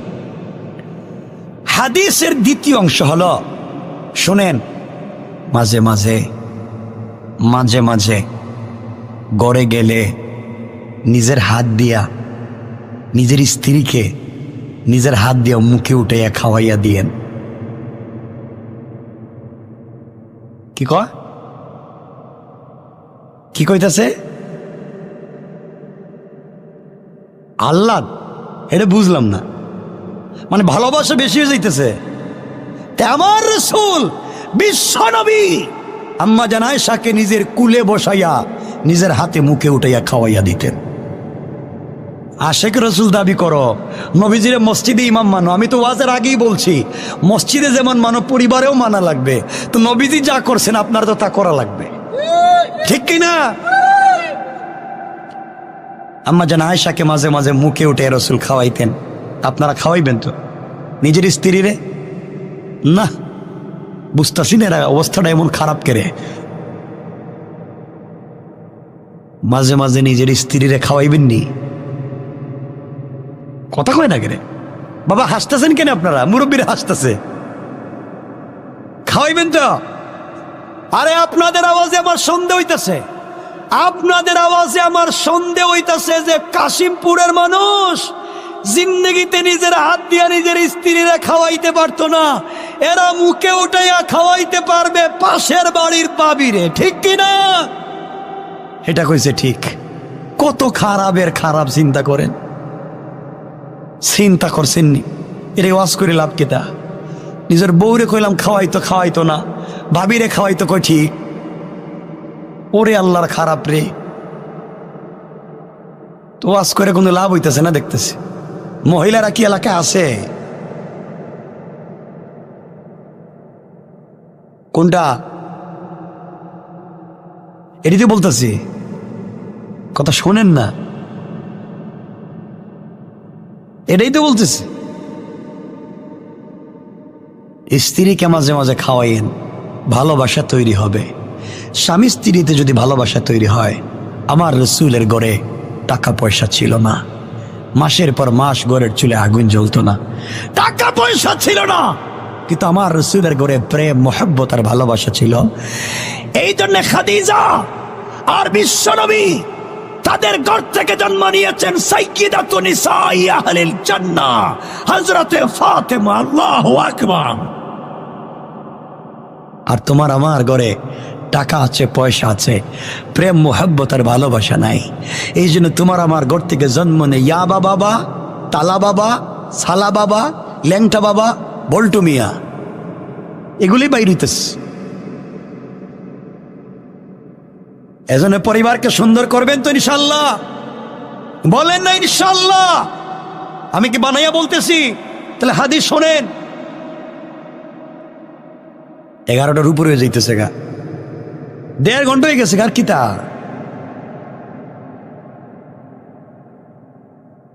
শোনেন হাদিসের অংশটুকুন শোনেন। আমার রাসূল একদিন জোহরের নামাজ পড়ে ঘরে ঢুকতেছেন। শুনেন হাদিস। দরজায় গিয়ে দেখেন আম্মাজান আয়েশা ঘরের ভিতরে কাপড় পরতেছে। তো আম্মাজানের তো বয়স কম, ছোট মানুষ, কাপড় পরতে পারতেছেন না। নবীজির দরজায় দাঁড়িয়ে বলছেন, আয়েশা, আল্লাহ তোমারে কম সুন্দর করে বানায় নাই, তুমি সিদ্দিকে আকবরের মেয়ে, তোমার বিয়ের ফয়সালাটা করেছেন আল্লাহ। এত সুন্দরী একজন মেয়ে, কিন্তু কাপড় পরতে পারো না। আম্মাজান আয়েশা তো ছেড়ে দেওয়ার লোক না, হাফিজুল হাদিস, বহুত বড় বড় মুহাদ্দিস সাহাবীদেরও উস্তাদ। আম্মাজান আয়েশা বলছেন, ইয়া রাসূলুল্লাহ, আমাকে আল্লাহ আসমানের নিচে জমিনের উপরে আল্লাহর পরে যার মর্যাদা, তাকে আমার স্বামী বানাইছে ঠিকই, কিন্তু আপনি তো জিন্দেগিতে আমার কাপড় পরাইয়া দিলেন না। আল্লাহু আকবার বললেন না? নবীজি বহুত লজ্জা পাইলেন, আমার রসুল বড় লজ্জা পাইলেন। নবীজি লজ্জিত হইলে তার এই ললাটটুকুন ঘেমে যেত, ফুটা হয়ে মুক্তার দানার মতো ঘাম পড়তো, আর প্রত্যেকটা ঘামের ফুটার থেকে জান্নাতুল ফিরদাউসের মিশকে আম্বরের গ্রাণ বের হতো। নবীজি আম্মাজান আয়েশার হাত টান দিয়া ধরলেন। দেখেন না ভালোবাসা কার নাম? পরিবারকে কেমনে সুন্দর করতে হয়, মোটিভেট করতে হয়। নবীজি নিয়ে গেলেন আম্মাজান আয়েশাকে, ধরে ধরে বিছানায় বসাইয়া দিলেন। বিছানায় বসাইয়া আম্মাজানের মাথার থেকে কাপড় সরাইয়া দিলেন। কাপড় সরাইয়া রাসূল পাক আম্মাজানের মাথার বেনি খুলে দিলেন, চুলের বেনি, চুলের খোপা করলেন। নিজের হাতে জৈতুন তেল নিয়া আম্মাজানের মাথায় জৈতুন তেল দিয়া, নিজের হাতে চিরুনি দিয়া আছড়াইয়া চুলগুলা বেনি করে, চুলগুলো খোপা বেঁধে, আবার নিজের হাতে কাপড় পরাইয়া কুলে উঠাইয়া কপালে চুম্বন দিয়া বিছানায় বসাইয়া দিছেন। সুবহান! কেমন ছিলেন আমার রাসূল স্বামী হিসাবে? সুবহানাল্লাহ জুড়ে বললেন না? চিন্তা করছেন কেমন ছিলেন আমার রাসূল? কেন তার আদর্শ গ্রহণ করেন না?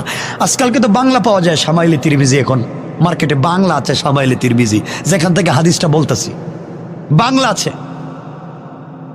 আমার বন্ধুগণ, শেষ না তো কথা। দুজন মুখোমুখি বসছেন, আম্মাজান আয়েশা এবং হযরতে রাসূল পাক মুখোমুখি বসে। আমার বন্ধুগণ, আম্মাজান আয়েশা নিজের মুখের ভিতরে গোশতের টুকরা নিয়ে চাবাইয়া প্লেটে রেখে দিচ্ছেন, নিজের মুখ থেকে বাইর করে। আর রাসূল পাক সাল্লাল্লাহু আলাইহি ওয়াসাল্লাম এই টুকরোটুকুন নিজের মুখে নিয়ে চাবাচ্ছেন। আসতে বললেন।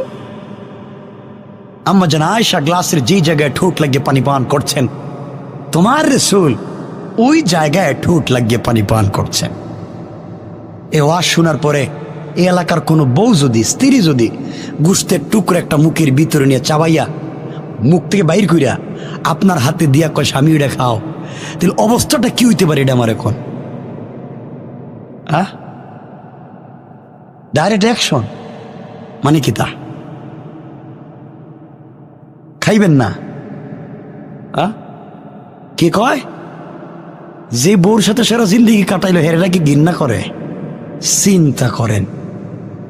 শোনেন হাদিস, আমার রাসূল বলেছেন, কেউ যদি স্বামীর মুখের জুটা স্ত্রীর মুখের জুটা স্বামী খায়, আল্লাহ দোষ থেকে 12টা রোগ থেকে চিরতরে মুক্ত করে দিবেন।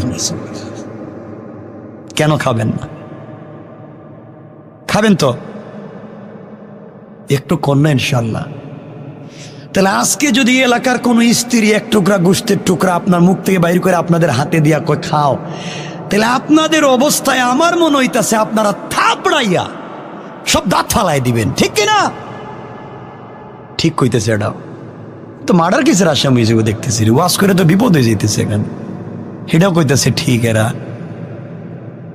আল্লাহ মাফ করুক, বলেন আমিন। আল্লাহর গোলামের 3 নম্বর গুণ আমার আল্লাহ বললেন, ওয়াল্লাযীনা ইয়াবিতুনা লিরাব্বিহিম সাজ্জাদাও ওয়া কিয়ামা। আমার আল্লাহ বলেন, মুসলমানেরা এই দুনিয়ার জমিনে যারা আমি আল্লাহর গোলাম দাবি করবে, আশিক রাসূল দাবি করবে, আমি আল্লাহর গোলাম নিজেকে মনে করবে, বান্দারে আমি আল্লাহর গোলামের 3 নম্বর গুণ হলো আমার গোলাম বিপদে পড়ে গেলে রুকু করবে আমার পায়ে, সিজদা করবে আমার পায়ে, সুজদা ওয়া কিয়ামা, সিজদা আমার জন্য দাঁড়াবে, আমার জন্য রুকু আমার জন্য। সুতরাং আজকালকে যারা আল্লাহর পা ছাড়া পীরের পায়ে সিজদা করে, মাজারে মাজারে গিয়ে সিজদা করে, আল্লাহ ছাড়া ভিন্ন জায়গায় সিজদা করে, আল্লাহ বলেছেন তারা কোনো সময় পূর্ণাঙ্গ আমি আল্লাহর গোলাম হতে পারে না। ঠিক কিনা বলেন? আল্লাহর গোলামের 3 নম্বর গুণ রুকু সিজদা কার পায়ে? সকলে আওয়াজ করে বলেন, কার পায়ে? এখানে ছোট্ট একটা কথা বলি, দেখেন লম্বা 3টা কথা বলছি। 1 নম্বর, অহংকার করা যাবে না, কিন্তু অহংকার করলে হবে কি, অহংকার ছেড়ে দিলে লাভ কি, এই আলোচনা করি নাই। 2 নম্বরে বলেছি আপনারা আমরা কেউ গালি দিলে জবাব দিব না, কিন্তু বলি নাই গালি দিলে ক্ষতি কি, গালি ছেড়ে দিলে লাভ কি, কারণ এই সময়টুকুন হবে না, শুধু নাম বলে বলে গেলাম, পূর্ণাঙ্গ আলোচনা যায়নি। 3 নম্বর গুণ, আমরা যদি রুকু সিজদা আল্লাহর কদমে দেই লাভ কি, আর ছেড়ে দিলে ক্ষতি কি। আমার ইচ্ছা হচ্ছে ওখানে কিছু কথা বলি, কিন্তু রাত্র 11:30 হয়ে যেতেছে। এটা কি প্লাস্টিক? শোনেন, এখানে কথা সংক্ষেপ করব, কিন্তু শুনেন আপনারা, আপনাদেরকে ছোট্ট একটা ঘটনার দিকে নিয়ে যাই এখান থেকে। আমার মুসলমান বন্দেগান গভীর মনোযোগ। আল্লামা জুলফিকার নকশবন্দি খুতবাতে জুলফিকারি চমৎকার করে বলেছেন, এই দুনিয়ার জমিনে আল্লাহর একজন বড় বুজুর্গ আলেম ছিলেন। কথাটা দিল দিয়ে শুনেন কি বলতে চাই। হয়তো আমার এখনকার কথা আপনার জিন্দগিতে টার্নিং পয়েন্ট হয়ে যেতে পারে, জিন্দগির মোড়কে চেঞ্জ করে দিতে পারে। কথাগুলা দিল দিয়ে শুনেন, মাত্র কয়েক মিনিট। ইমাম আহমদ ইবনে হাম্বল রাহমাতুল্লাহি আলাইহি তার জামানার সবথেকে বড় আলেম। 4 মযহবের এক মযহব যার নামে চলে হানাফি মযহব, শাফিঈ মযহব, মালিকি মযহব, হাম্বলি মযহব। এই 4 মযহবের এক মযহব হাম্বলি, ইমাম আহমদ ইবনে হাম্বলের নামে চলে। ইমাম আহমদ ইবনে হাম্বল এত বড় বুজুর্গের নাম, যিনি খালকে কোরআনের মাসালায় কোরআন মখলুক নাকি মখলুক না, এই কথার উপরে বাদশা তাকে আঘাত করেছে, শরীর থেকে চামড়া উঠিয়ে দিয়েছে, ফিনকি দিয়ে রক্ত পড়েছে, গোশতের টুকরা অনেক দূরে পড়েছে। তার মাকে জেল গেটে নিয়ে ইমাম আহমদ ইবনে হাম্বলকে অজ্ঞান করে পিটিয়েছে। তিনি একটা সেকেন্ডের জন্য সত্য থেকে বিচ্যুত হয়ে যায় না। ইমাম আহমদ ইবনে হাম্বল এত বড় বুজুর্গের নাম, যিনি কোরআনের একটা আয়াত থেকে এক রাত্রে 100টা মাসআলা বের করতে পারতেন। আল্লাহু আকবার। ইমাম আহমদ ইবনে হাম্বল এত বড় বুজুর্গের নাম, এই পৃথিবীতে সব থেকে বড় হাদিসের কিতাব যার নাম মুসনাদ ইমাম আহমদ ইবনে হাম্বল, যার ভিতরে 40,000-এর বেশি হাদিস আছে, ওই কিতাবটাও সংকলন করেছেন তিনি। পড়েন সুবহানাল্লাহ।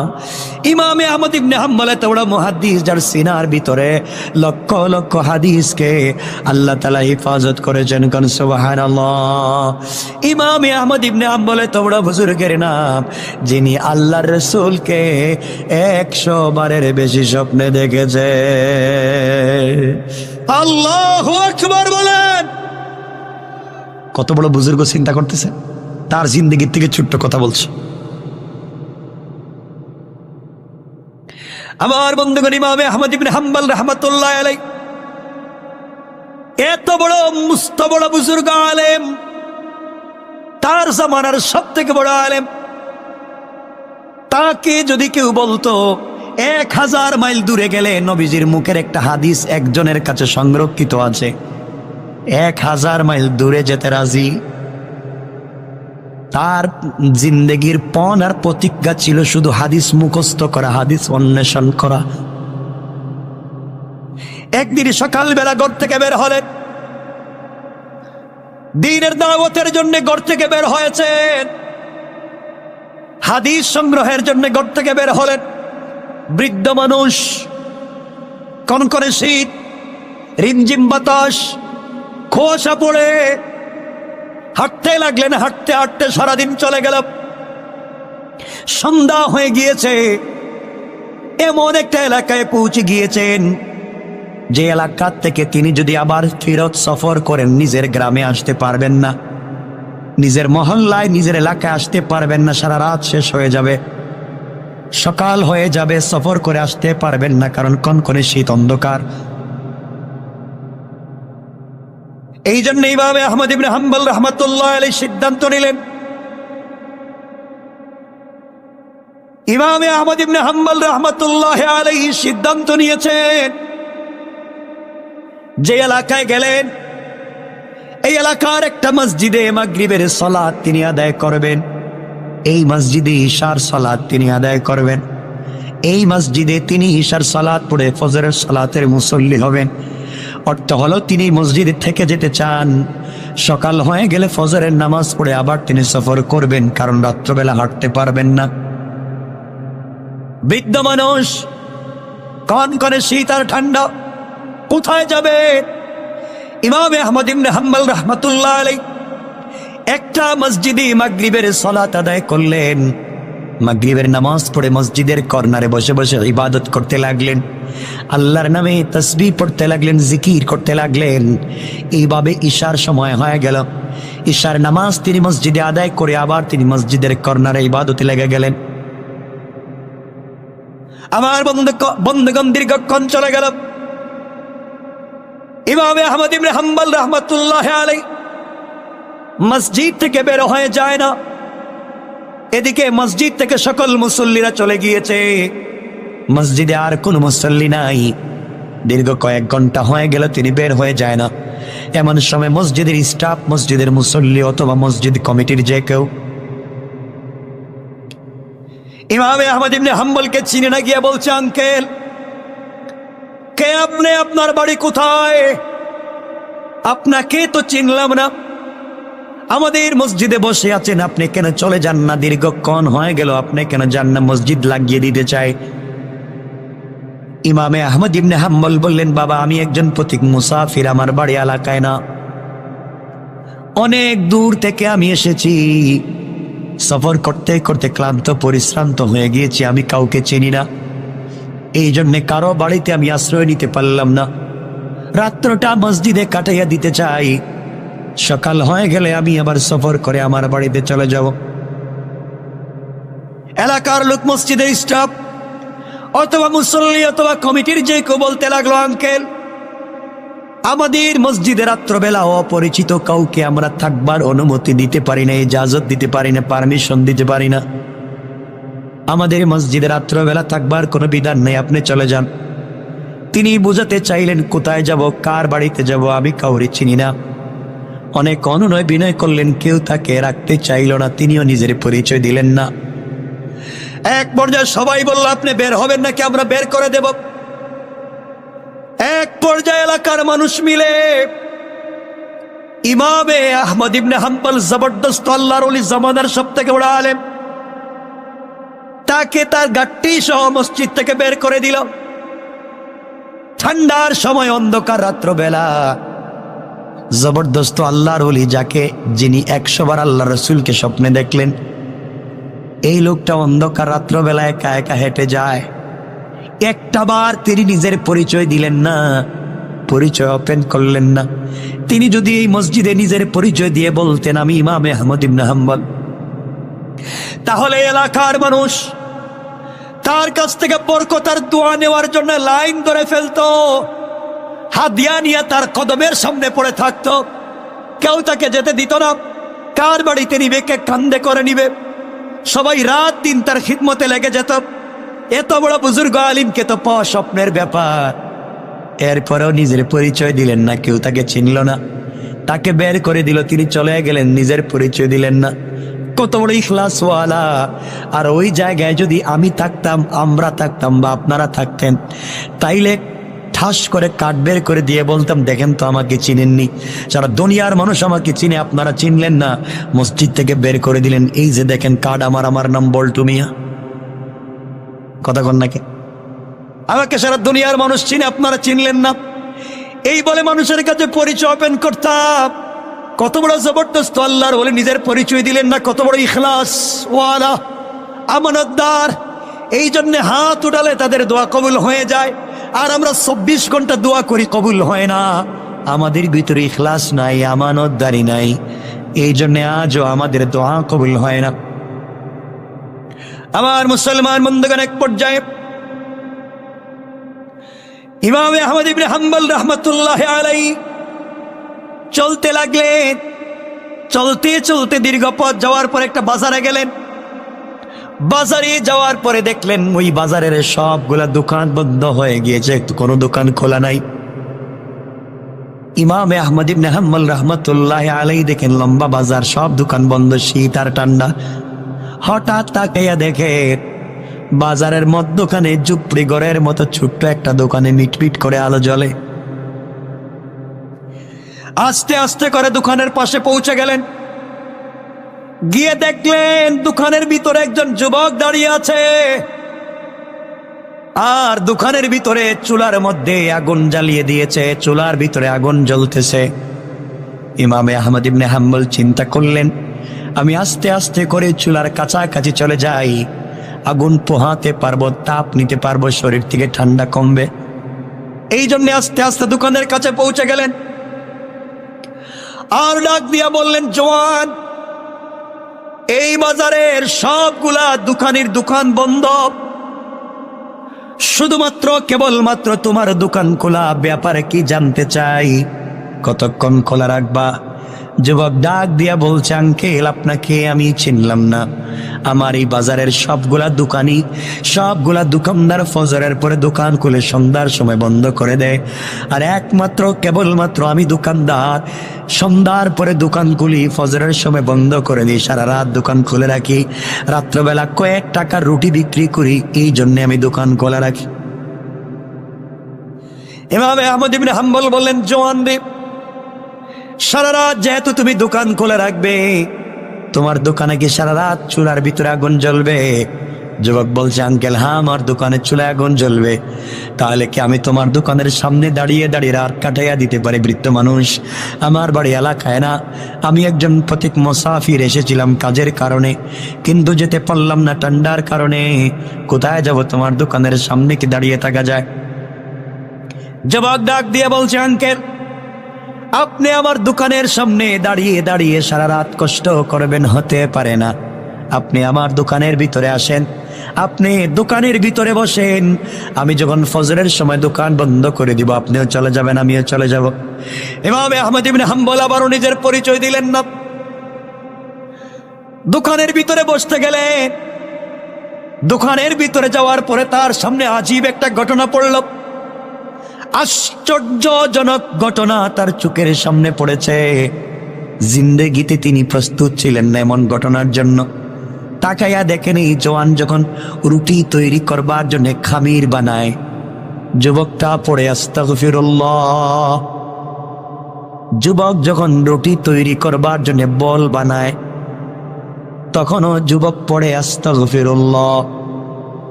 রুটি যখন কমপ্লিট তৈরি করে ফেলে যুবক পড়ে আস্তাগফিরুল্লাহ। রুটি তৈরি করে যখন চুলার ভিতরে দেয় যুবক পড়ে আস্তাগফিরুল্লাহ। রুটি কমপ্লিট তৈরি হয়ে গেলে নির্ধারিত জায়গায় রাখে পড়ে আস্তাগফিরুল্লাহ। কেউ যখন তার কাছে রুটি কিনতে যায়, গভীর রাত্রে যখন কেউ রুটি কিনতে আসে, রুটি হাতে দিয়ে যুবক পড়ে আস্তাগফিরুল্লাহ। কেউ যখন তার হাতে টাকা দেয় যুবক টাকা হাতে নিয়ে পড়ে আস্তাগফিরুল্লাহ। এইভাবে সময় কাটাইয়া দেয়, কোনো কথা পর্যন্ত বলতে চায় না। ইমাম আহমদ ইবনে হাম্বল বললেন, জওয়ান রে, আমি আশ্চর্য হয়ে গেলাম, তুমি শুধু আস্তাগফিরুল্লাহ বলো, কোনো কথা বলো না, ব্যাপারে কি আমি কি জানতে পারি? এবার যুবক বলছে, আঙ্কেল আপনাকে চিনলাম না।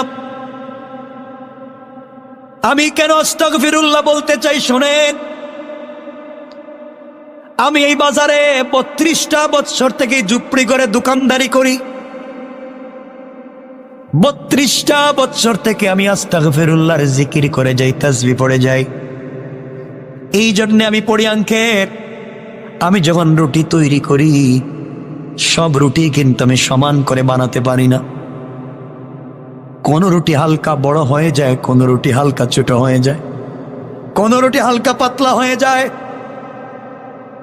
কোন রুটি হালকা ভারী হয়ে যায়, কোনটার ভিতরে আটা ময়দা বেশি পড়ে যায়, কোনটার ভিতরে হালকা কম পড়ে যায়, কোনটা চুলার ভিতরে দিলে কাঁচার থেকে যায়, কোনটা হালকা ভাজা হয়ে যায়। সবাইকে সমান করে আমি রুটি দিতে পারলাম না, কিন্তু টাকা তো সবার কাছ থেকে ঠিকই আমি সমান নেই। এই যে অনিচ্ছা সত্ত্বে হালকা কম বেশ হয়ে যায়, এই জন্য আমি আস্তাগফিরুল্লাহ পড়তে থাকি, আল্লাহ তাআলা যেন আমাকে ক্ষমা করে দে। চিন্তা করছেন কি ইখলাস আর আমানতদার। ইমাম আহমদ ইবনে হাম্বল যুবকের ইখলাস আর আমানতদারি দেখে আশ্চর্য হয়ে গেলেন। এবার ডাক দিয়া বললেন, যুবক আমি জানতে চাই, এই যে তুমি আস্তাগফিরুল্লাহ পড়ে যাও, এই আস্তাগফিরুল্লাহ পড়ার মর্ম কি? এবার যুবক বলছে, আঙ্কেল 32টা বছর থেকে আস্তাগফিরুল্লাহ পড়ে যাই। এই আস্তাগফিরুল্লাহ বলবার কারণে আল্লাহ তাআলা দুনিয়ার জমিনে আমাকে যা দিয়েছে, আমার মন বলছে এই পৃথিবীর আর কোন মানুষকে আল্লাহ তাআলা দেয় না। জোরে বলেন না, শুন, আরো জোরে বলেন। আমার মুসলমান বন্ধুগণ, এক পর্যায়ে আসতেছে, আসতেছে, রেখে দিব এখন, চালু শেষ করে, 2 ঘন্টা হয়ে গেছে কিন্তু শেষ করে। আর আমারে বসায় রেখে চলে গেল, এখানে পানি লাগবে না, কিছু লাগবে না, কোনো লোক নাই, এটা কি কাজের কথা? শুনেন,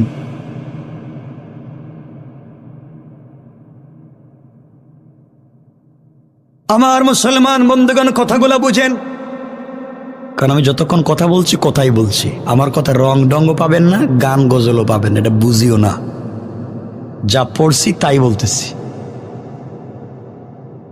আমার মুসলমান বন্ধুগণ গভীর মনোযোগ। ইমাম আহমদ ইবনে হাম্বল রাহমাতুল্লাহি আলাইহি এবার ডাক দিয়ে বললেন, যুবক আমি জানতে চাই, বলো, আমি জানতে চাই কি পেয়েছো, পৃথিবীর কোনো মানুষ পায় নাই। যুবক এবার ডাক দিয়ে বলছে, আঙ্কেল আমার এই 32 বছরের জিন্দগিতে এই ঝুপড়ি ঘরে বসে আমি রুটি তৈরি করে রুটি বিক্রি করে যাই রাত্রবেলা, সব সময় আমি আস্তাগফিরুল্লাহর জিকির করে যাই। এই জন্যে আমার আল্লাহ 32টা বছরে আমার বডিতে কঠিন কঠিন জটিল জটিল রোগ দেওয়া তো দূরের কথা, 32টা বছরে আমার বডিতে জ্বর সর্দি কাশির মতো কোনো রোগ হয় না। সুবহানাল্লাহ, জোরে আওয়াজ করে বলেন। আমার মুসলমান বন্ধুগণ, ইমামে আহমদ ইবনে হাম্বল বলছেন, জওয়ান আর কি পেয়েছো বাবা?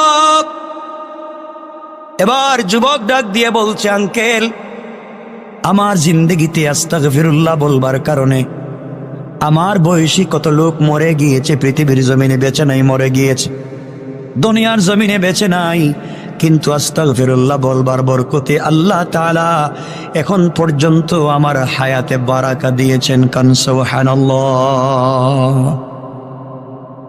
ইমামে আহমদ ইবনে হাম্বল আশ্চর্য হয়ে গেলেন। এবার ডাক দিয়ে বলছেন, যুবক বলো আর কি পেয়েছো? আস্তাগফিরুল্লাহ বলে বলে আর তুমি কি পেয়েছো? যুবক এবারে ডাক দিয়ে বলছে, আঙ্কেল, আপনার কাছে আমি বলতে চাই, 32টা বছরে জুপড়ি করে ইস্তেগফার করে যাই, আস্তাগফিরুল্লাহ পড়ে রুটি বিক্রি করি, আমার পরিবারে 50 জনের বেশি ফ্যামিলি মেম্বার, আমার ঘরে 50 জনের বেশি পরিবারের সদস্য এই চুপড়ি করে গভীর রাত্রে কয়েক টাকা রুটি বিক্রি করি আর আস্তাগফিরুল্লাহর জিকির করে যাই। এই জন্য আল্লাহ তাআলা 32টা বছরের ভিতরে 50 জনের বেশি পরিবারের সদস্যকে আমি চালাই, এলাকার গরিব অসহায় মিসকিন গরিব মানুষকে দান করি, মসজিদ মাদ্রাসায় দান করি, সাদাকা করি, খায়রাত করি। এত দান সাদাকা খয়রাত করবার পরেও মাস শেষে দেখা যায় আমার পকেট থেকে টাকা শেষ হয়ে যায় না। ইমামে আহমদ ইবনে হাম্বল বারবার আশ্চর্য হচ্ছেন। এবার যুবকটাকে ডাক দিয়ে বলছেন, যুবক, আমি জানতে চাই, এবার বলো আর কি পেয়েছ? যুবক ডাক দিয়ে বলছে, আঙ্কেল, আপনাকে কি বলবো বাবা, আমি আপনাকে চিনলাম না। 32টা বছরে এখানে আস্তাগফিরুল্লাহর জিকির করে যাই। এই 32টা বছরে জিকির করবার কারণে আল্লাহ তাআলা 35 বারের বেশি আমাকে স্বপ্নে, আল্লাহ তাআলা আমাকে 35 বারের বেশি কলিজার টুকরা রাসূলে পাককে স্বপ্নে দেখার সুযোগ দিয়েছে। আল্লাহু আকবার। ইমামে আহমদ ইবনে হাম্বল রাহমাতুল্লাহ আলাইহি শুধু আশ্চর্য হচ্ছেন, একজন রুটিওয়ালার কথা শুনে শুধু আশ্চর্য হচ্ছেন। এবার ডাক দিয়ে বলছেন, ও বাবা, তোমার আর কি আছে আমাকে শুনতে চাই। যুবক বলছে, আঙ্কেল, আপনাকে কি বলতে চাই, আপনি কি শুনবেন? 32টা বছরে আমি আমার জন্য যত দোয়া করেছি, আমার এলাকার জন্য, আত্মীয় স্বজনের জন্য, আমি রুটিওয়ালার কাছে যত মানুষ যত কারণে দোয়া চাইছে, যার জন্য যে কারণে যে উদ্দেশ্যে আমি আস্তাগফিরুল্লাহ বলে দোয়া করেছি, আল্লাহ তাআলা আজ পর্যন্ত আমার কোনো দোয়াকে ফিরাইয়া দেয় না। আমার মুসলমান বন্ধুগণ, ইমাম আহমদ ইবনে হাম্বল বললেন, জওয়ান, তাহলে কি তুমি মুস্তাজাবুদ দাওয়া, তোমার সব তো আল্লাহ কবুল করে নিয়েছেন? জওয়ান বলছে, আঙ্কেল, আমি মুস্তাজাবুদ দাওয়া কি না আমি জানি না, কিন্তু আমি এটা বিশ্বাস করি আল্লাহ তাআলা আমার সব দোয়াকে কবুল করে নিয়েছেন। এবার ইমামে আহমদ ইবনে হাম্বল রাহমাতুল্লাহ আলাইহি বললেন, তোমার হায়াতে আল্লাহ বারাকা দিয়েছেন, তোমার বডিতে সুস্থতার বারাকা নিয়ামত দিয়েছেন, তোমার রিজিকে বারাকা দিয়েছেন, নবীজিকে স্বপ্নে দেখার তৌফিক দিয়েছেন, তোমার সম্পদ বাড়িয়ে দিয়েছেন, ঝুপড়ি ঘরে রুটি বিক্রি করে এত এত জিনিস পেয়েছো আস্তাগফিরুল্লাহর বরকতে। যুবকরে আমি জানতে চাই, এত এত পূর্ণতার ভিতরে তোমার জিন্দগিতে কোনো অপূর্ণতা আছে কি বাবা? এত এত পূর্ণতা, এত এত সাদার আনন্দ, শুধু চাওয়ার পাওয়া, চাওয়ার পাওয়া, তোমার জিন্দগিতে অপূর্ণতা বলতে কোনো জিনিস আছে কি? তোমার জিন্দগিতে কষ্টের কোনো স্মৃতি আছে কি? কথা বলতে দেরি হয়েছে, যুবক সিজদায় পড়ে গিয়েছে, কান্না করতে করতে দাঁড়াইয়া ডাক দিয়া বলছে, আঙ্কেল, আপনি আজকে আমার জিন্দগির সব থেকে কষ্টের কথা মনে করে দিলেন। কন্যা সুবহানাল্লাহ।